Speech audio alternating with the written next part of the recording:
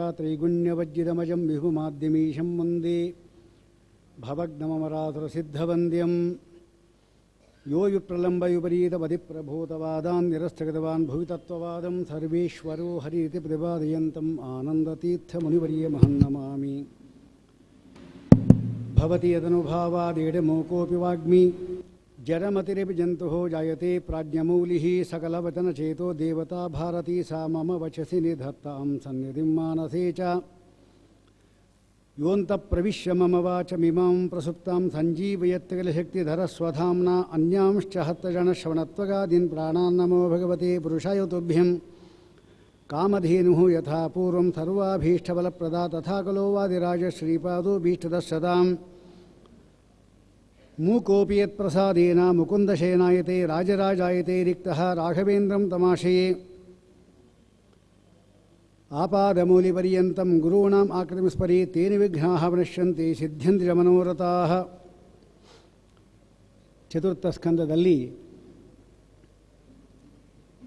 ಮನುವಿನ ವಂಶಾವಳಿ ಎಂಬತಕ್ಕಂಥದ್ದನ್ನು ಇಲ್ಲಿ ವರ್ಣನೆ ಮಾಡ್ತಾರೆ. ಭಾಗವತವನ್ನು ಕೇಳಿಸ್ತಾ ಇರತಕ್ಕಂಥ ಉದ್ದೇಶ ಏನು ಅಂತ ನಾವು ವಿಚಾರ ಮಾಡಿದ್ರೆ, ಭಾಗವತವನ್ನು ಯಾರು ಹೇಳು ಅಂತ ಹೇಳ್ತಾರೆ ಅವರೂ ಪವಿತ್ರ,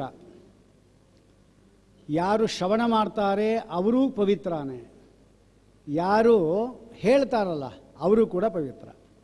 ವಕ್ತೃ, ಶ್ರೋತೃ ಮತ್ತು ಪೃಚ್ಛಕ ಮೂರು ಜನರು ಕೂಡ. ಈಗ ವಕ್ತೃ ಯಾರು ಅಂದರೆ ನಾನು ಈಗ ಹೇಳು ಅಂತ ಹೇಳಿದ್ದಾರೆ, ಅದಕ್ಕೋಸ್ಕರ ನಾನು ಹೇಳಿ ಹೊರಟಿದ್ದೇನೆ. ಅದು ಒಂದು ಭಾಗ ಮಾತ್ರ, ಪೂರ್ತಿ ಅಲ್ಲ. ಹೇಳು ಅಂತ ಹೇಳಿದ್ದು ಯಾರು ಅಂದರೆ ಸೂರ್ಯೇಂದ್ರ ತೀರ್ಥ ಶ್ರೀಪಾದಂಗಳು ಅವರು ಹೇಳಿದ್ದಾರೆ. ನೀವೆಲ್ಲ ಶ್ರೋತೃಗಳಾಗಿದ್ದೀರಿ. ಇದೇ ಘಟನೆ ಅಲ್ಲಿ ಕೂಡ ನಡೆದಿತ್ತು. ಎಲ್ಲಿ? ಪರೀಕ್ಷಿತ್ ರಾಜನ ಕಾಲದಲ್ಲಿ ಕೂಡ. ನಾನು ವಕ್ತೃ ಅಂತಾನೆ. ಈಗ ಅಲ್ಲಿದ್ದವರು ಯಾರು ಅಂದರೆ ಶುಕಾಚಾರ್ಯರು. ಅವರು ಸಾಕ್ಷಾತ್ ರುದ್ರದೇವರ ಅವತಾರಭೂತರಾದವರು, ವೇದಿವ್ಯಾಸ ದೇವರ ಮಕ್ಕಳು, ವಾಯುದೇವರಿಂದ ವಿಶಿಷ್ಟ ಸನ್ನಿಧಾನವುಳ್ಳವರು. ತಮ್ಮ ಶುಕಂ ವಾಯು ಪ್ರವಿವೇಶ ಹಾಗಿರತಕ್ಕಂಥವರು. ಅಷ್ಟು ಮಾತ್ರವಲ್ಲದೆ ಪೃಚ್ಛಕರು ಯಾರು? ಹೇಳು ಅಂತ ಹೇಳಿದ್ಯಾರು ಅಂದರೆ ಪರೀಕ್ಷಿತ್ ರಾಜ. ಅವನೇನು ಸಾಮಾನ್ಯ ವ್ಯಕ್ತಿಯಲ್ಲ. ಯಾಕೆಂದರೆ ವಾಯು ಜೀವೋತ್ತಮ ಅಂತೇನು ಭೀಮಸೇನ ದೇವರು ಹೇಳ್ತೀವಿ, ಅವರ ಮೊಮ್ಮಗ ಅವನು. ಅಂದರೆ ಅರ್ಜುನ ಮಗ ಅಂದರೆ ಇವ್ರ ಮೊಮ್ಮಗ ಅನ್ನಲ್ಲ ಇವನು ಕೂಡ. ಆಗ ಅಜ್ಜನ ಮಗ ಇದ್ದ ಇವನು ಕೂಡ. ಇಂಥವನು ಮೊಮ್ಮಗ ಆಗಿದ್ದಾನೆ. ಅವನು ಪರೀಕ್ಷಿತ್ ರಾಜ. ಪರಿತಃ ಈಕ್ಷಿತ, ಗರ್ಭದಲ್ಲಿ ಇರುವಾಗಲೇ ಪರಮಾತ್ಮನ ದರ್ಶನ ಮಾಡಿದವನು, ಅಪರೋಕ್ಷ ಜ್ಞಾನಿ ಎಂಬುದಾಗಿ ಯುಕ್ತಿಮಲ್ಲಿಕಾದಲ್ಲಿ ವಾದರಾದರು ಹೇಳ್ತಾರೆ. ಅಂತಹ ವ್ಯಕ್ತಿ ಅವನು. ಇನ್ನು ಶ್ರೋತೃಗಳು ಅಲ್ಲಿ ಯಾರಿದ್ದಂದ್ರೆ ಸೂತ ಪುರಾಣಿಕರ ಮೊದಲಾದರೂ ಶ್ರೋತೃಗಳೆಲ್ಲ ಇದ್ದು ಬೇಕಾಶನ. ಅಲ್ಲಿ ತತ್ಪಾದ ಸಲಿಲಂ ಯಥ, ಆ ಪರಮಾತ್ಮನ ಪಾದದಿಂದ ಹುಟ್ಟಿರತಕ್ಕಂಥ ಗಂಗಾ ನದಿ ಯಾವ ರೀತಿ ಮೂರು ಜನರನ್ನು ಪವಿತ್ರಗೊಳಿಸತ್ತೋ ಹಾಗೆ ಅಂತ ಒಂದು ದೃಷ್ಟಾಂತ ಕೊಟ್ಟಿದ್ದಾರಲ್ಲಿ. ತತ್ಪಾದ ಸಲಿಲ ಅಂದರೆ ಏನು? ತತ್ ಅಂದರೆ ಎಲ್ಲ ಜಗತ್ತನ್ನು ಸೃಷ್ಟಿ ಮಾಡುವವನು. ತನೋತೀತ್ ತತ್ ಅಂತ ಕರೀತಾರೆ. ಯಾರು? ಬ್ರಹ್ಮದೇವ. ಪಾ ಅಂತಿದಲ್ಲ, ತತ್ ಪಾ. ಪಾ ಅಂದರೆ ಪಾಲಯತಿ, ಎಲ್ಲರನ್ನು ಪಾಲನೆ ಮಾಡತಕ್ಕಂಥ ವಿಷ್ಣು ಅವನು. ಅದ ಭಕ್ಷಣೆ ತಿನ್ನುವವನು ರುದ್ರದೇವ. ಹಾಗಾದರೆ ಪರಮಾತ್ಮನ ಪಾದದಿಂದ ಗಂಗೆ ಹುಟ್ಟಿದ್ದು, ಅದನ್ನು ಕಮಂಡನ ಸಂಗ್ರಹ ಮಾಡಿಕೊಂಡಿದ್ದು ಬ್ರಹ್ಮದೇವರು, ಅದನ್ನು ರುದ್ರದೇವ ತಲೆ ಮೇಲೆ ಧರಿಸಿದ್ದು. ಹಾಗಾದರೆ ಒಬ್ಬನು ಪಾದ ತೊಳೆದವನು, ಇನ್ನೊಬ್ಬನು ಪಾದದ ನೀರನ್ನು ತಲೆ ಮೇಲೆ ಧರಿಸಿದವನು, ಇನ್ನೊಬ್ಬನು ಪಾದ ತೊಳೆದವನು, ತೊಳೆಸ್ಕೊಂಡವನು. ಯಾರು ಶ್ರೇಷ್ಠ ಅಂತ ಗೊತ್ತಾಗ್ತಿ ನಿಮಗೆ? ಯಾರು ಪಾದ ತೊಳಿತಾರೋ ಅವರೇ ಶ್ರೇಷ್ಠ. ವಸ್ತುತಃ ಮದುವೆಯಲ್ಲಿ ಹಿಂಗಾಗೋದಿಲ್ಲ. ಅಳಿಯ ಚಿಕ್ಕೋನು ಆಗೋನು, ಮಾವ ದೊಡ್ಡವನಾಗಿರ್ತಾನೆ, ಆದರೆ ಪಾದ ತೊಳಿತಾನೆ. ಆಗ ಯಾರು ದೊಡ್ಡವರಾಗ್ತಾರೆ? ಅಳಿಯ ದೊಡ್ಡವನಾಗ್ತಾನೆ. ಅದಕ್ಕೆ ಸನ್ ಇನ್ ಲಾ ಪ್ರಕಾರ ಮಗನೇ, ಅದಕ್ಕೆ ಎಲ್ಲ ತೊಳೆದಾಗ್ತಾನೆ ಪೂರ್ತಿ. ಆ ರೀತಿ ಕೂಡ ಇರುತ್ತೆ. ಹೀಗಾಗಿ ಅಂತೂ ಈ ರೀತಿ ತೊಳೆಯುವವರು ಯಾವತ್ತು ತೊಳೆಸಿಕೊಂಡವರು ಶ್ರೇಷ್ಠ, ತೊಳೆದವರು ಮಧ್ಯಮ, ತೊಳೆದ ನೀರನ್ನು ಧರಿಸಿದವರು. ಆ ತೊಳೆದ ನೀರನ್ನು ಧರಿಸಿದವರು ನಾವಿದ್ದೇವೆ. ನಾವು ಭಾಗವತ ಎಂಬುದೇನಿದೆ ಅದನ್ನು ಪರೀಕ್ಷಿತನಿಗಾಗಿ ಕೊಟ್ಟಾಗ ಆ ನೀರು ಇದೆಲ್ಲ ಭಾಗವತ ನೀರು, ಅದು ನಾವು ಪ್ರೋಕ್ಷಣೆ ಮಾಡ್ಕೊತಾ ಇದ್ದೇವೆ. ಅದು ಗಂಗಾನೂ ಅಷ್ಟೇ, ಮೂರು ಕಡೆ ಇದ್ದೇ ಇದೆ. ಅದು ಕೂಡ ಪರೀಕ್ಷಿತ್ ರಾಜ ಇದ್ದಿದ್ದಲ್ಲಿ ಗಂಗಾ ಪ್ರವಾಹದ ಮಧ್ಯದಲ್ಲೇ ಒಂದೇ ಒಂದು ಕಂಬದಿಂದ ಮಾಡಿರತಕ್ಕಂಥ ಮನೆ ಏನಿದೆ ಅಲ್ಲಿದ್ದ ಅವನು. ಅವನ ಗಂಗಾ ಸಂಬಂಧ ಅವನಿಗೂ ಇದೆ ಅಂತಾಯಿತು. ಕೇಳತಕ್ಕಂಥ ಸೂತ ಪುರಾಣಿಕರು ಎಲ್ಲರೂ ಕೂಡ ತೀರ್ಥಕ್ಷೇತ್ರ ಯಾತ್ರೆ ಮಾಡ್ಕೊಂಡು ಬಂದವರು, ಅವರು ಗಂಗಾ ನದಿ ಸ್ನಾನ ಮಾಡೇ ಇರ್ತಾರೆ, ಅವ್ರಿಗೂ ಸಂಬಂಧ ಇದ್ದೇ ಇದೆ, ಅವರು ಪವಿತ್ರ.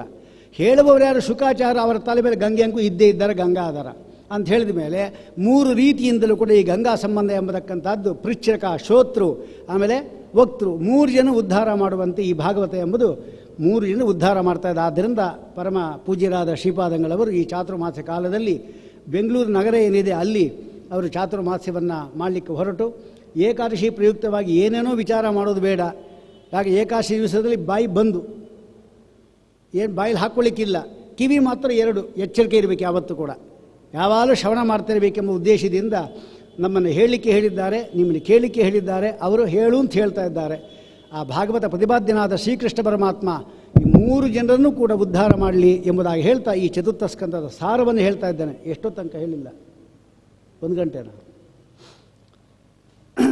1 ಗಂಟೆಯಲ್ಲಿ ಮುಗಿಸ್ಬೇಕು ನಾವು. ಆದ್ದರಿಂದ ಇನ್ಮೇಲೆ ಶುರು 1 ಗಂಟೆ. ಸ್ವಸ್ತ್ಯಸ್ತು ಸಮಸ್ತ ಜಗತಾಂ ಅಶೇಷ ಸನ್ಮಂಗಳಾನಿ ಭವಂತು.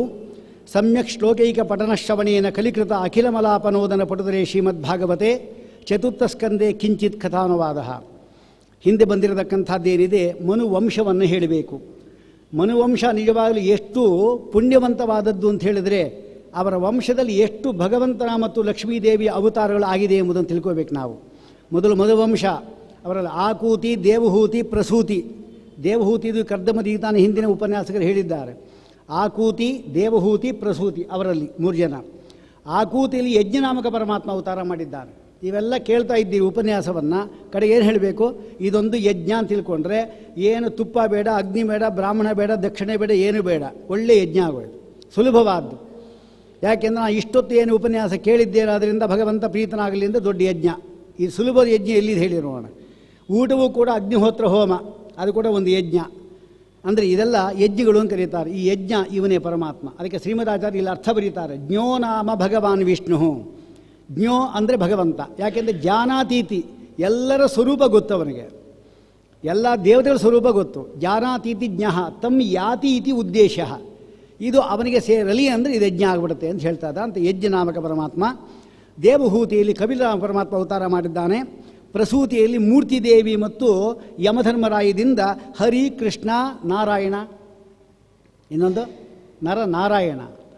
ಅದರಲ್ಲಿ ಕೃಷ್ಣ, ಹರಿಕೃಷ್ಣ ಅಂತ ಒಂದು, ಹರಿ, ಕೃಷ್ಣ, ನಾರಾಯಣ 3 ಕೂಡ ಸ್ವರೂಪಾಂಶ, ಪರಮಾತ್ಮಂದೇ ಅವತಾರ. ನರ ಮಾತ್ರ ವಿಷ್ಣು, ಶೇಷ, ವಾಯು ತ್ರಿಭಿಹಿ ಅಂಶೈ ನರಸ್ಮೃತಃ ಹಾಗಿದ್ದಾರೆ ಈ 3 ಅವತಾರಗಳು. ನಮಗೊಂದು ದಾಸರೊಂದು ಹೇಳಿದ್ದಾರೆ, ಕೃಷ್ಣ ಕೃಷ್ಣ ಕೃಷ್ಣ ಎಂದು 3 ಬಾರಿ ಅಂತ. ರಾಮರಾಮೇತಿ ರಾಮೇತಿ ರಮೇ ರಾಮೇ ಅದಿದ್ದೇ ಇದೆ, 3 ಸತಿ ರಾಮ ಅಂತ ಹೇಳೋದು ಇದ್ದೇ ಇದೆ. ಅದು ಯಾವಲ್ಲಿ ಹೇಳ್ತಾ ಇರ್ತೀವಿ ರಾಮ ರಾಮ ರಾಮ. ಈಗೆಲ್ಲ ಹೇಳೋದೇ ಇಲ್ಲ ಹಾಗೆ, ಅಯ್ಯೋ ಅಯ್ಯೋ ಅಯ್ಯೋ ಅಂತ ಅಂದ್ಬಿಡ್ತಾರೆ ಈಗ. ಯಾಕೆ ಕಲಿಯುಗದಲ್ಲಿ ಹಾಗೇನೆ ರಾಮ ಶಬ್ದ ಬರೋಲ್ಲ. ಹಿನ್ನೋರು ಯಾರನ್ನ ಹಳೆಯವ್ರು ನೋಡಿ ಅಯ್ಯೋ ರಾಮ ರಾಮ ರಾಮ ಅನ್ನೋರು ಕೂತಲ್ಲೇ ವಿಶ್ವಾಸತಾಮದ ಫಲ ಬರ್ತಾ ಇತ್ತು. ಈಗ ಹಾಗೆ ಹೇಳೋದಿಲ್ಲ, ಎಲ್ಲದಕ್ಕೂ ಅಯ್ಯೋನೇ ಅನ್ನೋದು. ಯಾಕೆಂದರೆ ಜೀವ ಏವದು ದುಃಖಿನಃ ಎಂಬುದನ್ನು ತೋರಿಸ್ಕೊತಾ ಇದ್ದಾರೆ. ಆಚಾರ ಬರಲಿಲ್ಲ, ಸ್ವಲ್ಪ ಆಮೇಲೆ ಒಂದು 10 ನಿಮಿಷ ಬಿಟ್ಟು ಬಂದರು, ಅಯ್ಯೋ ಆಚಾರ ಬಂದರು, ಹಾಗಾದ್ರೆ ಬರಬಾರ್ದಾಗಿತ್ತೇನು ಆಚಾರರು. ಹೀಗೆಲ್ಲ ಕಡೆ ಅಯ್ಯೋ ಅಂತ ಹೇಳ್ತಾರೆ, ಇದು ಹೇಳಲ್ಲ. ಹಾಗೆ ಕೃಷ್ಣ ಕೃಷ್ಣ ಕೃಷ್ಣ ಏನರ್ಥ? ಕೃಷ್ಣ ಕೃಷ್ಣ ಅಂದರೆ 3 ಜನ ಕೃಷ್ಣ ಇದ್ದಾರೆ. ಒಬ್ಬ ಕೃಷ್ಣ ಏನಿದ್ದಾನೆ ಅವನು ಯಾರು? ಯಾದವ ಕೃಷ್ಣ, ಕೃಷ್ಣ ಪರಮಾತ್ಮ ಅವನಿದ್ದಾನೆ. ಇನ್ನೊಬ್ಬ ಕೃಷ್ಣ ಯಾರು? ವಾಸಿಷ್ಠ ಕೃಷ್ಣ ಇದ್ದಾನೆ. ಇನ್ನೊಬ್ಬ ಕೃಷ್ಣ ಯಾರು? ಧರ್ಮ ಕೃಷ್ಣ ಇದ್ದಾನೆ. ಈ ಧರ್ಮ ಮತ್ತು ಮೂರ್ತಿಲಿ ಹುಟ್ಟಿದ್ದವು ಅಂದರೆ ಜನಿ ಪ್ರಾದುರ್ಭಾವೇ ಕಾಣಿಸ್ಕೊಂಡವನು. ಈ 3 ರೂಪಾಯಿ ಇದೆ. ಇದನ್ನು ನಾವೇನು ಮಾಡಬೇಕು ಅಂದರೆ, ನಮಗೆ ತತ್ವ 3 ಸಾರಿ ಹೇಳಿಬಿಟ್ಟು ಕೃಷ್ಣ ಆಯಿತು. ಹೇಗೆ? ಮೊದಲನೇ ಸಾರಿ ಕೃಷ್ಣ ಅಂತ ಕರೀರಿ. ಈ ಧರ್ಮಕೃಷ್ಣ ಇದ್ದ ಅವನೇ ಮಾಡ್ತಾರೆ ಅಂದರೆ ಧಾರ್ಮಿಕದಲ್ಲಿ ಬುದ್ಧಿ ಕೊಡ್ತಾರೆ. ಅಂದರೆ ಉಪನ್ಯಾಸಕ್ಕೆ ಬರಬೇಕು ಅಂತ ಬುದ್ಧಿ ಕೊಡ್ತಾನೆ. ಈ ಬುದ್ಧಿನೇ ಕೊಳ್ಳಿಲ್ಲ ಏನು ಮಾಡೋದು? ಈಗ ಟಿ ವಿ ಮುಂದೆ ಕೂತಿದ್ರೆ ಏನಾಗುತ್ತೆ? ಈಗ ದೂರದರ್ಶನ, ಈ ದರ್ಶನ ದೂರ ನಿಮಗೆ, ಅದು ಹೆಸರೇ ಅದು. ಇಲ್ಲೇನು ದರ್ಶನ ನಿಮಗೆ ಶಾಸ್ತ್ರಜ್ಞಾನ ಬರ್ತಾ ಇದೆ, ಅದು ದೂರ ಆಗಿಬಿಡ್ತಾ ಇರುತ್ತೆ, ಅದು ಬರೋದಿಲ್ಲ, ಅದು ಬರಬಾರದು. ಧರ್ಮ ಬುದ್ಧಿ ಕೊಡಬೇಕು, ಅದಕ್ಕೆ ಧರ್ಮ ಕೃಷ್ಣ. ಕೃಷ್ಣ ಅಂತ ಹೇಳಿದಾಗ ಆಗ ಧರ್ಮದಲ್ಲಿ ಬುದ್ಧಿ ಕೊಡ್ತಾನೆ ಆ ಕೃಷ್ಣ. ಧರ್ಮದಲ್ಲಿ ಬುದ್ಧಿ ಬಂದುಕೊಳ್ಳಿ ಏನಾಗುತ್ತೆ? ಇನ್ನು ಜ್ಞಾನ ಸಂಪಾದನೆ ಮಾಡಬೇಕು ಅಂತ ಜ್ಞಾನ ಬರುತ್ತೆ. ಕರ್ಮ ಅಂತಃಕರಣ ಶುದ್ಧಿ ಆಯಿತು ಅಂತ ಹೇಳಿದ್ರೆ ಆಗ ಕೃಷ್ಣ ವೇದಿವ್ಯಾಸ ದೇವರಿದ್ದಾರಲ್ಲ, ಒಳ್ಳೆ ಜ್ಞಾನ ಅವರು ಕೊಡೋದೇ ಹಾಗೆ. ವಿಜ್ಞಾನ ರೋಚಿಹಿ ಪರಿಪೂರಿತ ಅಂತಹ ಭಾಷ್ಯಾಂಡ ಕೋಶಂ ಅಂತಹದ್ದು ಅವರ ಜ್ಞಾನ ಕೊಡ್ತಕ್ಕಂಥವರು. ಒಳ್ಳೆ ಶಾಸ್ತ್ರಜ್ಞಾನ ಈ ಮೂಲಕ ನಮ್ಗೆ ಸಿಗತ್ತೆ. ಹಾಗಾದರೆ ಕರ್ಮಾನುಷ್ಠಾನ ಆಯಿತು, ಅಂತಃಕರಣ ಶುದ್ಧಿ ಆಯಿತು, ಜ್ಞಾನ ಬಂತು, ಆಮೇಲೆ ಏನು ಲಾಭ ನಮಗೆ ಅಂತ ಪ್ರಶ್ನೆ ಬಂದರೆ ಅತಃ ಬ್ರಹ್ಮ ಜಿಜ್ಞಾಸ ಕರ್ತವ್ಯ. ಅತಃ ಅಂದರೆ ಏನು? ಪರಮಾತ್ಮನ ಪ್ರಸನ್ನನಾಗಿ ಮೋಕ್ಷವನ್ನು ಕೊಡ್ತಾನೆ. ಮೋಕ್ಷ ಕೊಡೋದು ಯಾರು? ಭೀಷ್ಮ ಮುಕ್ತಿ ಪ್ರದಾಯಕ ಕೃಷ್ಣ ಪರಮಾತ್ಮ ಮೋಕ್ಷವನ್ನು ಕೊಡ್ತಾನೆ. ಇನ್ನಾಯ್ತಲ್ಲ ನಮ್ಮ ಜೀವನ ಪೂರ್ತಿ. ಮೊದಲು ಧರ್ಮದಲ್ಲಿ ಬುದ್ಧಿ, ಧರ್ಮದಿಂದ ಜ್ಞಾನ, ಜ್ಞಾನದಿಂದ ನಮಗೆ ಮೋಕ್ಷ. ಇಷ್ಟೇ ನಮ್ಮ ಜೀವನದ ಸಾರ ಇರೋದು. ಅದಕ್ಕೋಸ್ಕರವಾಗಿ ಕೃಷ್ಣ ಕೃಷ್ಣ ಕೃಷ್ಣ ಅಂತ ಹೇಳ್ತಾ ಅಂತ ಕೃಷ್ಣ ಬೇರೆಲ್ಲ ಅವತಾರ ಮಾಡಿದ್ದಾನೆ. ಪ್ರಿಯವ್ರತ ಅವನಲ್ಲಿ ತಾಮಸ ಎಂಬತಕ್ಕಂಥ ಒಬ್ಬ ಪರಮಾತ್ಮ ಅವತಾರ ಮಾಡಿದ್ದಾನೆ. ಅನಸೂಯಾದೇವಿಯಲ್ಲಿ ದತ್ತಾತ್ರೇಯ ಅವನು ಸಾಕ್ಷಾತ್ ಶ್ರೀಮನ್ನಾರಾಯಣ. ದತ್ತಂ ದುರ್ವಾಸಸಂ ಸೋಮಂ ಆತ್ಮೇಶ ಬ್ರಹ್ಮ ಸಂಭವಾನ್ ಅಂತ ಹೇಳುವಾಗ ದತ್ತಂ ಅವನು ವಿಷ್ಣು, ಸಾಕ್ಷಾತ್ ವಿಷ್ಣುವೇ. ಆಮೇಲೆ ಅತ್ರಿ ಮಗ, 3 ಜನ ಅತ್ರಿ ಮಕ್ಕಳು ಆತ್ರೇಯರು ಅಂತ ಹೇಳ್ತಾ ಇದ್ದಾರೆ. ಇನ್ನೊಬ್ಬನು ಬ್ರಹ್ಮನಿಗೆ ಅವತಾರ ಇಲ್ಲ. ಬ್ರಹ್ಮಣೋ ನಾವತಾರೋಸ್ತಿ ಸನ್ನಿಧಾನಂತೂ ಕೇವಲಂ ಅಂತ. ಬ್ರಹ್ಮನಿಗೆ ಅವತಾರ ಇಲ್ಲ, ಅದಕ್ಕೆ ಚಂದ್ರನಲ್ಲಿ ಅವನ ಆವಿಷ್ಟನಾಗಿದ್ದಾನೆ. ಹೀಗೆ 3 ಜನ ಮಕ್ಕಳು. ಇನ್ನೊಬ್ಬನು ದೂರ್ವಾಸ ಮುನಿ, ಸಾಕ್ಷಾತ್ ರುದ್ರದೇವರ ಅವತಾರ. ರುದ್ರದೇವರು ಹಾಗೆಲ್ಲ ಸುಮ್ಮನೆ ಯಾರ ಮನೆಗೆ ಬರೋದಿಲ್ಲ. ಗೋದೋಹನ ಮಾತ್ರ ಮಿಹಿ ಗೃಹೇಶು ಗೃಹಮೇದಿನಾಂ. ಒಂದು ಹಾಲಿನ ಪಾತ್ರೆ ಇಟ್ಟು ಅಲ್ಲಿಂದ ಬೀಳುವಾಗ ಎಷ್ಟೊತ್ತು ಅಷ್ಟು ಮಾತ್ರ ಒಬ್ಬರು ಮನೆ ಮುಂದೆ ನಿಂತ್ಕೊತಾರೆ. ಅಷ್ಟರಲ್ಲಿ ನಾವು ಓಡಿ ಬಂದು ಅವರ ಪಾದ ಹಿಡಿದು ಜ್ಞಾನ ಕೊಡಿ ಎಂದು ಕೊಟ್ಟಾರಷ್ಟೇ, ಇಲ್ಲದೆ ಸೀದಾ ಹೋಗ್ತಾ ಇರ್ತಾರೆ. ಯಾಕೆ ಅಂದರೆ ಅವರಿಂದ ನಮಗೇನಾದರೂ ಆಗಬೇಕಷ್ಟೇ ಹೊರತಾಗಿ ನಮ್ಮಿಂದ ಅವ್ರಿಗೇನೂ ಆಗಬೇಕಾಗಿಲ್ಲ. ಪುರಂದರದಾಸನಿಯೂ ಕೂಡ ಇದೇ ಅರ್ಥ. ಅವರು ಮನೆ ಮುಂದೆ ಬಂದು ನಿಂತ್ಕೊಳ್ಳೋರು, ಏನೋ ಬಂದು ಜ್ಞಾನ ಸಂಪಾದನೆ ಮಾಡಿಕೊಂಡ್ರೆ ಜ್ಞಾನ ಬಂತು ಅಷ್ಟೇ, ಇಲ್ಲೇ ಇಲ್ಲ ಅಂತಾಗತ್ತೆ. ಅಂಥದ್ದು ಇಂತಹವರಾಗಿದ್ದಾರೆ.